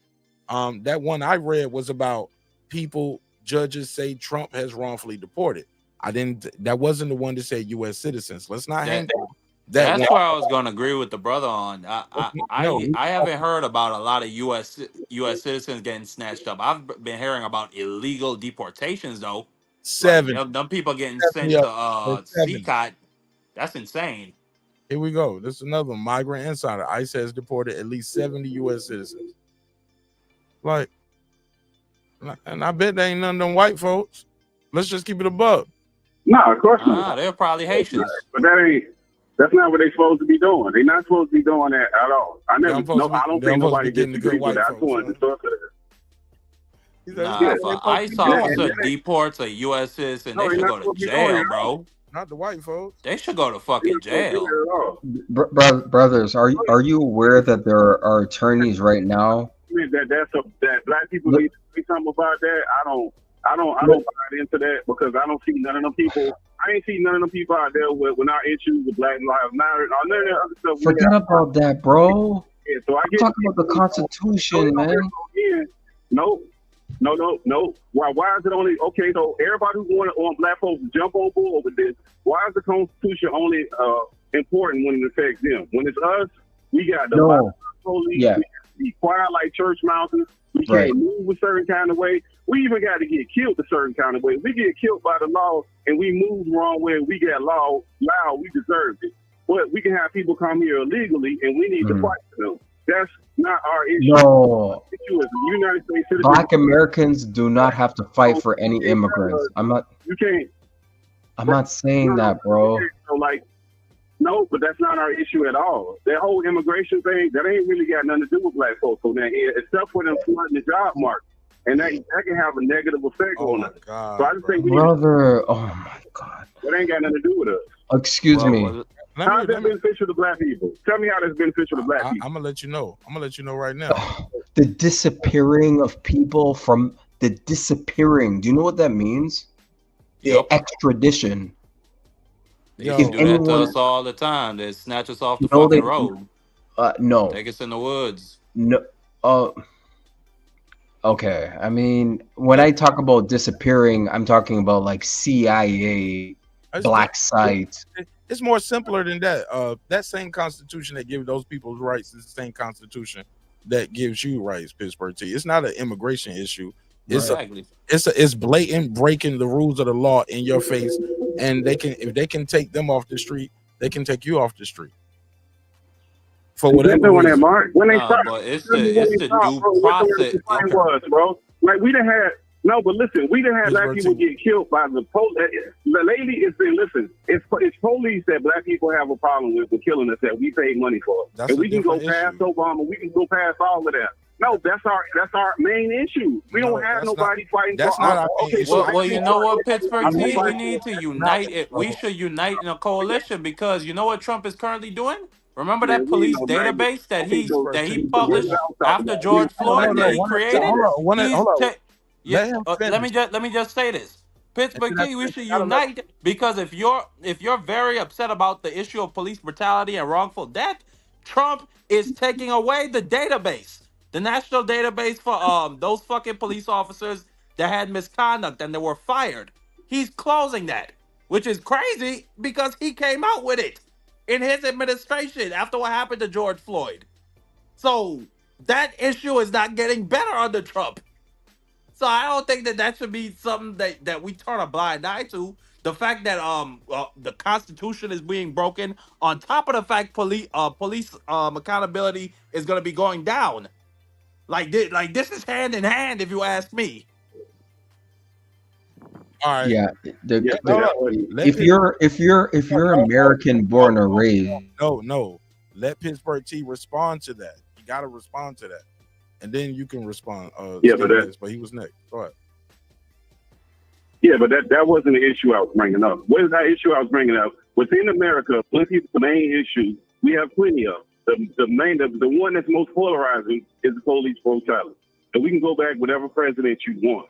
And we can say even to get to the point of getting them police arrested, the bad ones, we have a problem with even getting them arrested and even getting them charged. And even in such, when we do that, nothing really happens to them in the lion's share part. So like whatever Trump's doing, that's been going on forever where police are not getting convicted when they're on video, when they're on tape. Just had 5 black police officers, I forgot the city, was Baltimore, where they beat and killed the young man, and they all got off. And 2 or 3 of them took plea deals, and 5 of them got off. So this been going on. This is not a new issue. This ain't got nothing to do with... Well, what is he doing to help it? Matter of fact, he's hurting it. He's hurting the issue. Go ahead, my bad. I apologize. Go ahead. No, you ain't got to apologize. Just look, if I got to control my emotions and I can't cut them off, shit, you got to do it too. Because I wanted to cut them off too and say some shit, but I gotta be patient. So you got. apologize. Pittsburgh T is my good brother. I love him to death. We have great conversations. Go ahead. You ain't got to do all of that. Let them talk. Go ahead. Yeah, but what I'm saying quickly is like the same issues that we've been having these issues, and then when it comes to our issues, we got to point to one person in office or this one person, but there's no coalition out here marching and fighting for us. So now, because they're not doing that, now you want others. Now we're supposed to be, as a group, as a collective group, we're supposed to get out here and have something to do with immigration when there's no other collective group out here fighting for us. We don't have those groups. They have names for those groups, and they're very focused, like the Anti-Defamation League. That ain't got nothing to do with black people. That's all about the people with the little hats that deal with them. You don't see them dealing with nobody else. And they are laser focused on what they're doing, and they get a lot of stuff done for their particular group. That's how we got to be for our group, because there's nobody out here with that issue that we can all recognize is happening. There's no groups that are from another group, from another ethnic group that's out here fighting for our issues. That's my issue with it. I'm not saying it's right or wrong. That's not our issue. I'm not saying that everybody need to be told. That's not our issue. That's all I'm saying. Okay, so brother, I know this already. I'm saying what Dr. King said. I want you to be, as America, I want you to be as good as you say you are on paper. I'm not talking about Black Americans. Listen, immigration, that's not a Black American issue. I agree. I want Black Americans, like the Constitution. If you don't care about the Constitution, then what do you care about? If you're born in this country and raised in this country, the Constitution should matter to you. So I'm saying that we continue the tradition, the civil rights movement tradition and the human liberation tradition of always speaking truth to power. That's what I'm saying. I'm not saying taking on. Is they got to fight this themselves. Unfortunately, they got to fight these masked men that are picking them up in immigration courts themselves. And a judge may dismiss their case, but they're waiting for them. I've seen the videos. The judge will dismiss their case, and the masked men are waiting for them, and they carry them away in a van. And like this, I'm like, this seems illegal. Something's this is happening in America. That's all I'm saying, because something like that should not be happening in this country. You know what I'm saying? And I'm just saying, it's not the responsibility. You're taking the political issues and applying it to the legal stuff. I'm talking about legal stuff. And this is not, if Hispanics or whatever are getting picked up off the streets, what does that have to do with Black America? It has nothing to do with an American born. It has nothing to do with. What are you going to do about it? There's nothing you can do about it. There's literally, like, I'm not saying that, but I'm saying that Dr. King, there's a tradition in this country with the civil, in Stokely Carmichael, Kwame Ture, like this, we've always spoken out against wrong in this country.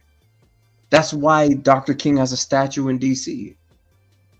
Because that's us, and maybe it's to our detriment. We're too nice, and we're too humanitarian. You know what I'm saying?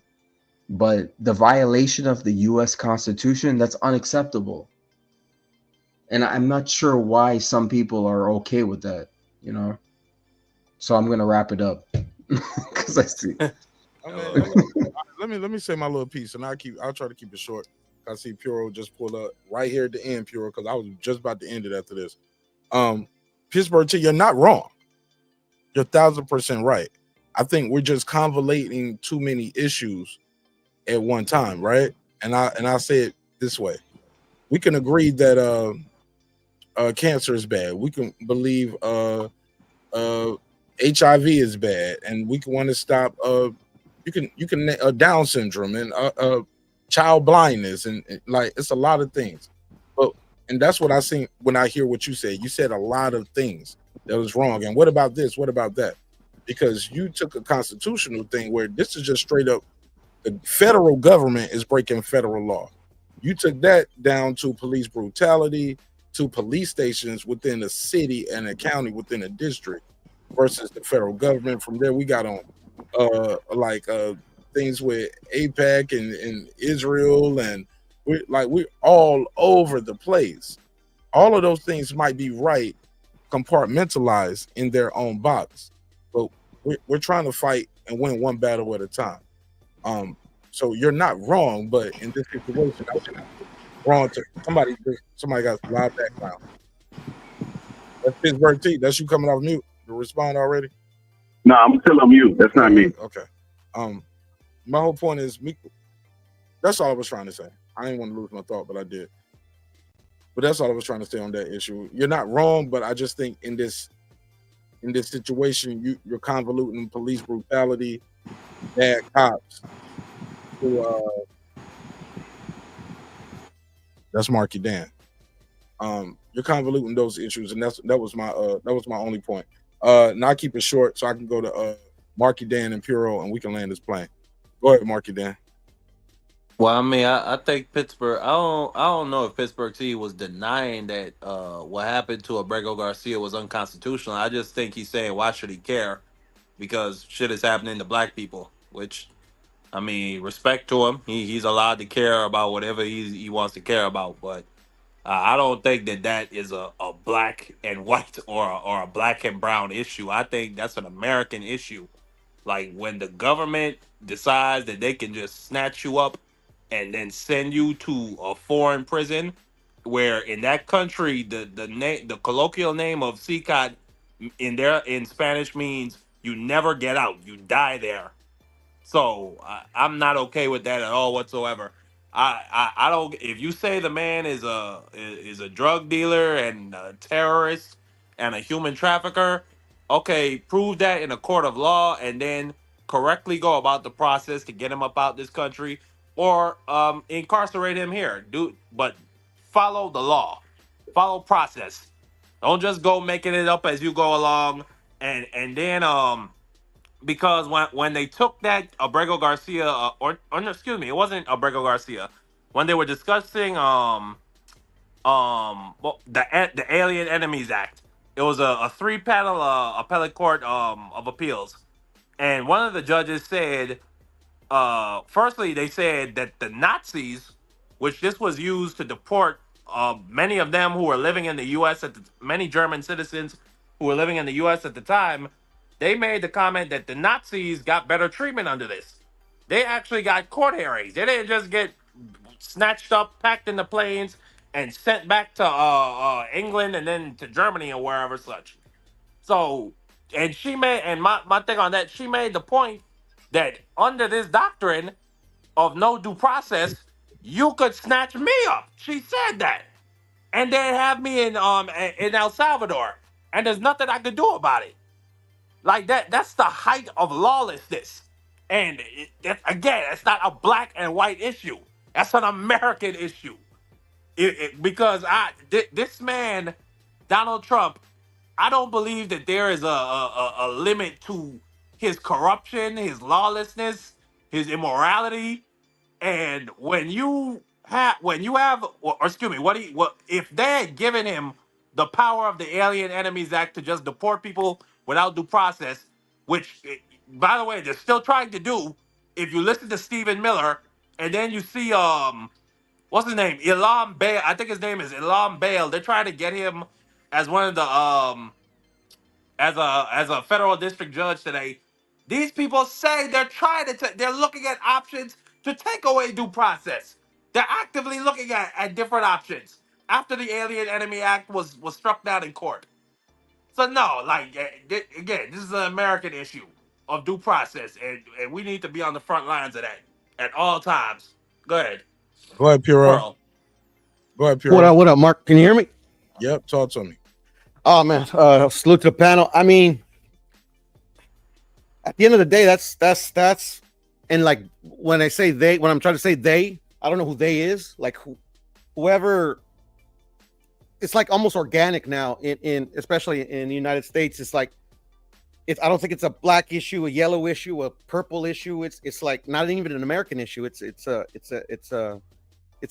moral issue. It's the right thing to do issue. Like literally like our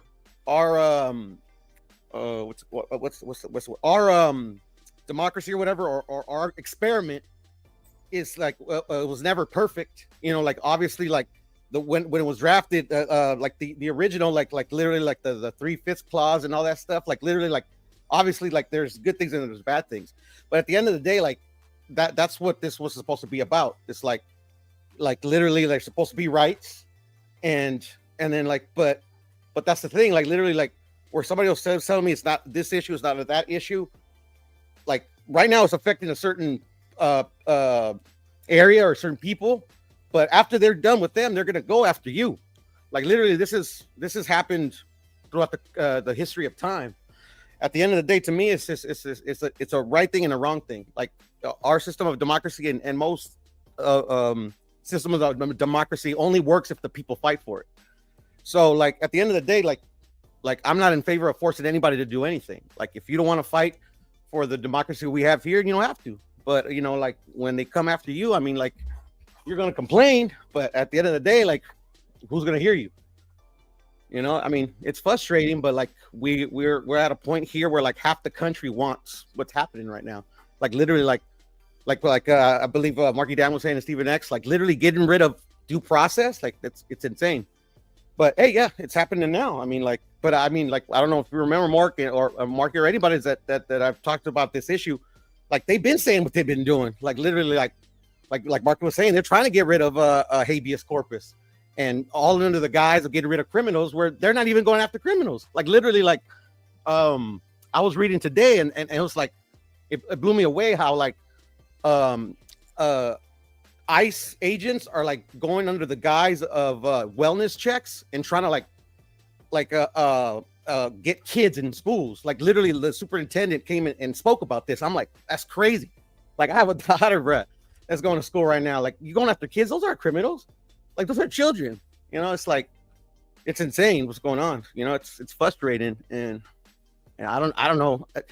To be honest, like I don't want to sound I'm glad that like there's still people out there fighting. You know, and at the end of the day, if there's one person that's out there fighting, you know, we got a chance, but it's looking grim, man. Yeah, that shit seems predatory. Like you trying to make quotas and numbers when you going at the little kids. Like we just got to get some numbers, and like yeah, that's some weirdo shit right there. And yeah. Pittsburgh T, speak for your guy. And after this, we got to close it out. You got I'm gonna let you get your final thoughts off, and I'm gonna let everybody respond. We're gonna get up out of here. All right. First off, appreciate the show, Mark. We be always tuned into your show, man. You always got interesting topics, keeping everybody up. Greatly appreciate the way your show was ran. As far as this issue, Trump got elected to deport illegal immigrants. That's what he got elected for. So, like, if he's deporting illegal immigrants, that's what he's supposed to be doing. Now, if people want to ignore the fact that people are here and they should not be here and they be sent back to their country, I mean, I don't have nothing to say to them kind of people. If you believe that ICE is an illegal agency, I don't really have much to say to you. If you believe that you can go to another country with no papers, no passport, no permission to show up and start working, it don't work that way in no other country in the world, so it don't work that way. Now, as far as United States citizens being deported, that's wrong. I don't believe nobody would agree with that. As far as black people getting involved, black people should get involved with the people that's fighting for them, their issues, and that's been my stance for that. The people who have an issue with that, they need to take it up with a court. When they're talking about the legal part of that needs to be done with the Supreme Court, which I think they flushed that out. I don't think that's nothing for us to get involved with, no more than when we have our issues. They're not standing side by side with us when we have our issues. When the plane is going down, they trying to grab that mask and put it on their face just like we would. And I think we need to grab that mask because the plane is going down and put it on our face, not be running around trying to put masks on other people's face. That don't make no sense to me. That's never made no sense to me, because always what's happening is whenever somebody got an issue, be it from ethnicity to race, religion, to sexism, whatever you want to call, everybody, when they got problems, they want to run to the black community. When they good, they ignore black people. When they got court cases, when they got trauma, when they got a situation, then they want to rally black people to do it. When we got our issues, ain't nobody there. So we need to keep the same people around us that's been around us the same way that we've been. And they have these leagues and they have these groups that they put together and they put these names and titles on them, and they don't rally for us. Unfortunately, we do. We put the NAACP in immigration. We put the NAACP for the rainbow people. We put the NAACP for all these things that have nothing to do with black people. And when it's black people, these Negroes is quiet. So that's the frustrating part with that. That's why you're going to see a lot of old people that are black that are not even going to get involved in that, because we don't even fight for us, let alone fighting for somebody else. I appreciate everybody up here. Appreciate y'all as always, Mark, man. Everybody have a fantastic morning. Hey, Pittsburgh T, pull up tomorrow. Me and Dub gonna have the show. Yes, sir. Yes, sir. Y'all have a good morning, man. Appreciate all y'all, man. All right. Go ahead, Marky Dan. You got the floor. Oh shoot! I said tomorrow. It's today. Right. Well, so yeah, salute Mark Nash. I managed to catch the end of your stream. Well, firstly, about that Devin Haney situation, but just before I get up out of here and give my final thoughts. This nigga. Bill Haney is a lame. He's a bull. I mean, don't cut off the black man. Don't do that, brother. But just what I was saying. Bill Haney is a goddamn buster. He's a lame. I don't know what the hell is wrong with him. Okay, and I don't believe he would ever say that to Brian Norman Sr.'s face. I don't believe that ever a day in my life. That man's mother is fighting cancer. And I've seen some reports that say she's down to 75 pounds. We ain't got to go into that. No, but I'm gonna really talk about it because I've gone through. Okay, brother. My name is Marky Dan. I got Democracy 101, and salute to Mark Nash, everybody in the building. I'm gonna catch y'all next time, okay? Hey, y'all, everybody got any final thoughts, man, before we go on this last topic? I don't want to go back too far. and I damn sure want to go on that. They apologized. They moved on. I want us to move on. I'm sorry, Mark. Sorry. Yeah, no. Yeah, we gotta just listen. Who was it? Oh, Pittsburgh Tea. Marky Dan had some drinks tonight. Marky Dan had some drinky drink. Oh yeah. Maybe it's like 4. Oh shoot, it's 4 o'clock right now. Yeah. Maybe Marky Dan just needs some sleepy sleep, like Marky Nash. Needs some we all need some sleep. All right, man. Final thoughts, man. Let's get up out of here. Bro, like everyone's saying the truth, you know, like Pittsburgh Tea, I can't disagree. I get it. So we got to just find a way to put it all together. You know, how could we make this like work for everybody? But I hear him, man. Trust me. Like, yeah, a lot of you can't come to this country and disrespect people here and do things. You got to do things the right way. And yeah, you can't be racist or disrespectful to people that have been here. Like that, it doesn't. Like I can't go to you can't go to Japan and disrespect the people in Japan, right? I mean, you can, but it's not going to end well for you. So I get that whole argument, but the Constitution is important to all of humanity. So that's my last piece, and America. So. Just follow the Constitution. That ship has sailed there, Steven. That ship has sailed. Well, though. It can never sail. The Constitution, besides the Bible and the Holy Quran, they're the most important documents in civilization. So the Constitution is very important to all of humanity, and people should be reading it. It's on YouTube for free. Because they use it, you know, they get to suspend certain, you know, aspects of it when it's convenient to them, you know. It's age old, you know, it's the playbook 101, you know. And you know, this country's great at it, bro. You know. Well, brother, listen, our responsibility is to learn it, study it, and explain it to your friends and family and neighbors and teach. Because the average American doesn't read the goddamn Constitution, bro. And police officers swear an oath to it, and they don't even know it. I mean, the president swears an oath to it, and he's like literally been a violation of his oath of office, like I don't know, countless times in both tenures of his administration. But it doesn't stop him, does it? I agree, but we're individuals, so we have responsibility. Anyways. Okay, I'm done. Good night. Good night. Keep fighting, Steven, bro. Keep fighting, bro. That's what we all right. Good night. I'm a fighter. Good night, bro. I gotta start the shows earliest, man, so y'all can talk longer. Yeah. When I start at damn near 1 o'clock. Yeah. I did my best. Point, exactly. It's too late. Hey, look, niggas doing that exaggerated yawn. Like, yes, bro, we've been on for over 3 hours, so it's a good show. Good one. It's time to go, man. Crimes Against Humanity, boring. Yeah, look, all good things must come to an end, even this show. That's true. Man, hey man, thank you for your time. Thank you for your energy. I appreciate y'all, man. It's your man Martin Nash. Y'all want to plug your channel or anything before I let you go? I write boxing articles. Oh, plug it. Thanks. Respectringmedia.com. Respectringmedia.com. I write articles. Trump, come get his ass. He just told us where he's at. No, I'm joking. Yeah, and we're connected on Twitter, but those are my articles. When I have an opinion, I'll write it. So I want to see it, man. Start tagging me in them on Twitter. Oh, thanks. All right, bro. Tag me and I'll repost them if I agree. But if it's some bullshit, I'm gonna repost it. If it's some bullshit, I'm gonna repost. I'm like, man, y'all read this bullshit right here. And Trump, come get him. I'm gonna tag Trump and Ice in your article on Twitter. No, I'm good on that department, bro. I'm good. I know it just sounded funny though. It just sounded funny. Yeah. All right. That nigga said, I'm good. I got married, boss. I'm good. All right, man. Pure. Thanks, bro. We'll always have Canada, bro. We gotta be here. True. Yeah. Peace, man. Thanks, Steven. Go ahead, Puro. You got anything you want to say before I let you go, bro? No, thank you for having me on, getting my pizza, my little bars off, Mark. And like always, thank you for having me on. And God bless you and good show.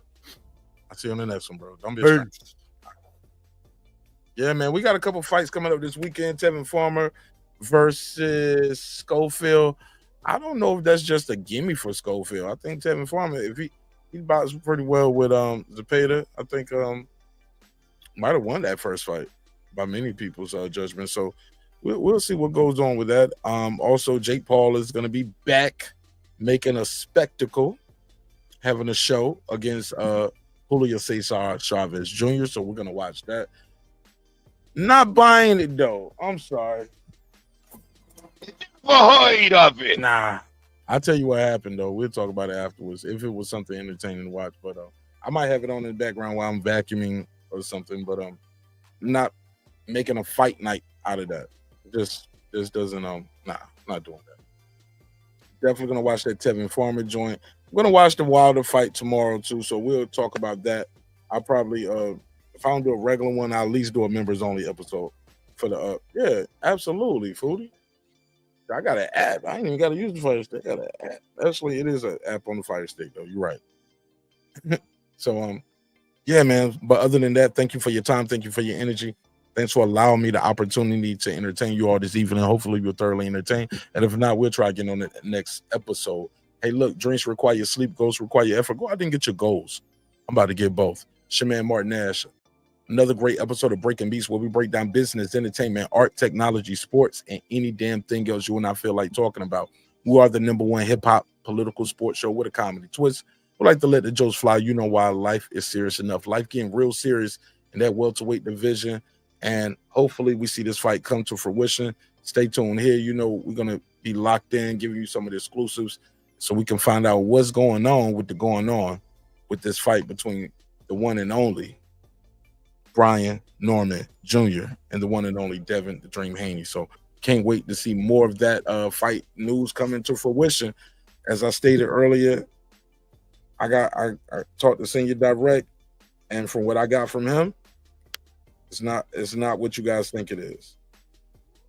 It's not what you think it is. So stay tuned. They're still ironing out details. It's not 100% over yet. We're just trying to get some clarity on some things. And he also let me know, as of now, Bill it has nothing to do with Bill. So that's the word I got. I know a lot of y'all wanted to know what was going on, and that's what's going on. They're still working on it, and Bill Haney is not the one throwing up. Bill Haney has nothing to do with what's holding it up right now. So there you have it. So all of that, Devin and Bill is ducking or Brian is dormant. No, they still working on it. So stay tuned, stay locked in, and hopefully we'll get that fight soon. But I want y'all to keep that same energy once this fight is made. Keep supporting both of these fighters, man. Support this fight, support both of these fighters, and let's see what happens with this. All right? Let's show the powers that be that we're not just talking about a fight. We're going to actually support the fight.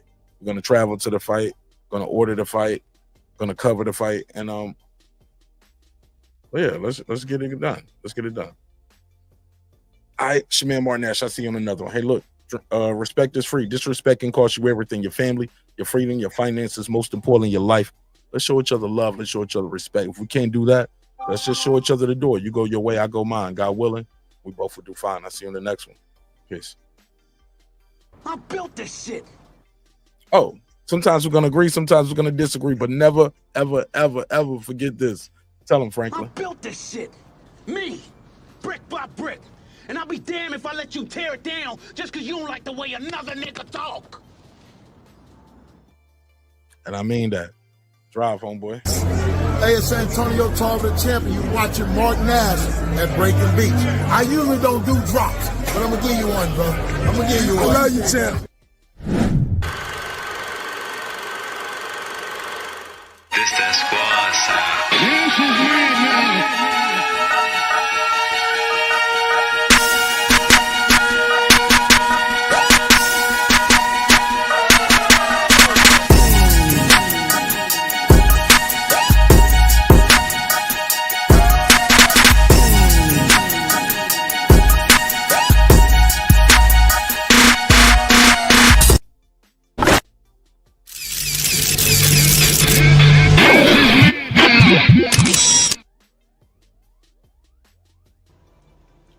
Subscribe. I don't care how many subscribers he has. Support him. So he made all this possible. He made this possible. Not at all. God made this possible, Dr. Mark. God made all this possible. And so did viewers like you. I see y'all on the next one. Peace. If you think I'm here to play around with y'all, God damn it, I'm not.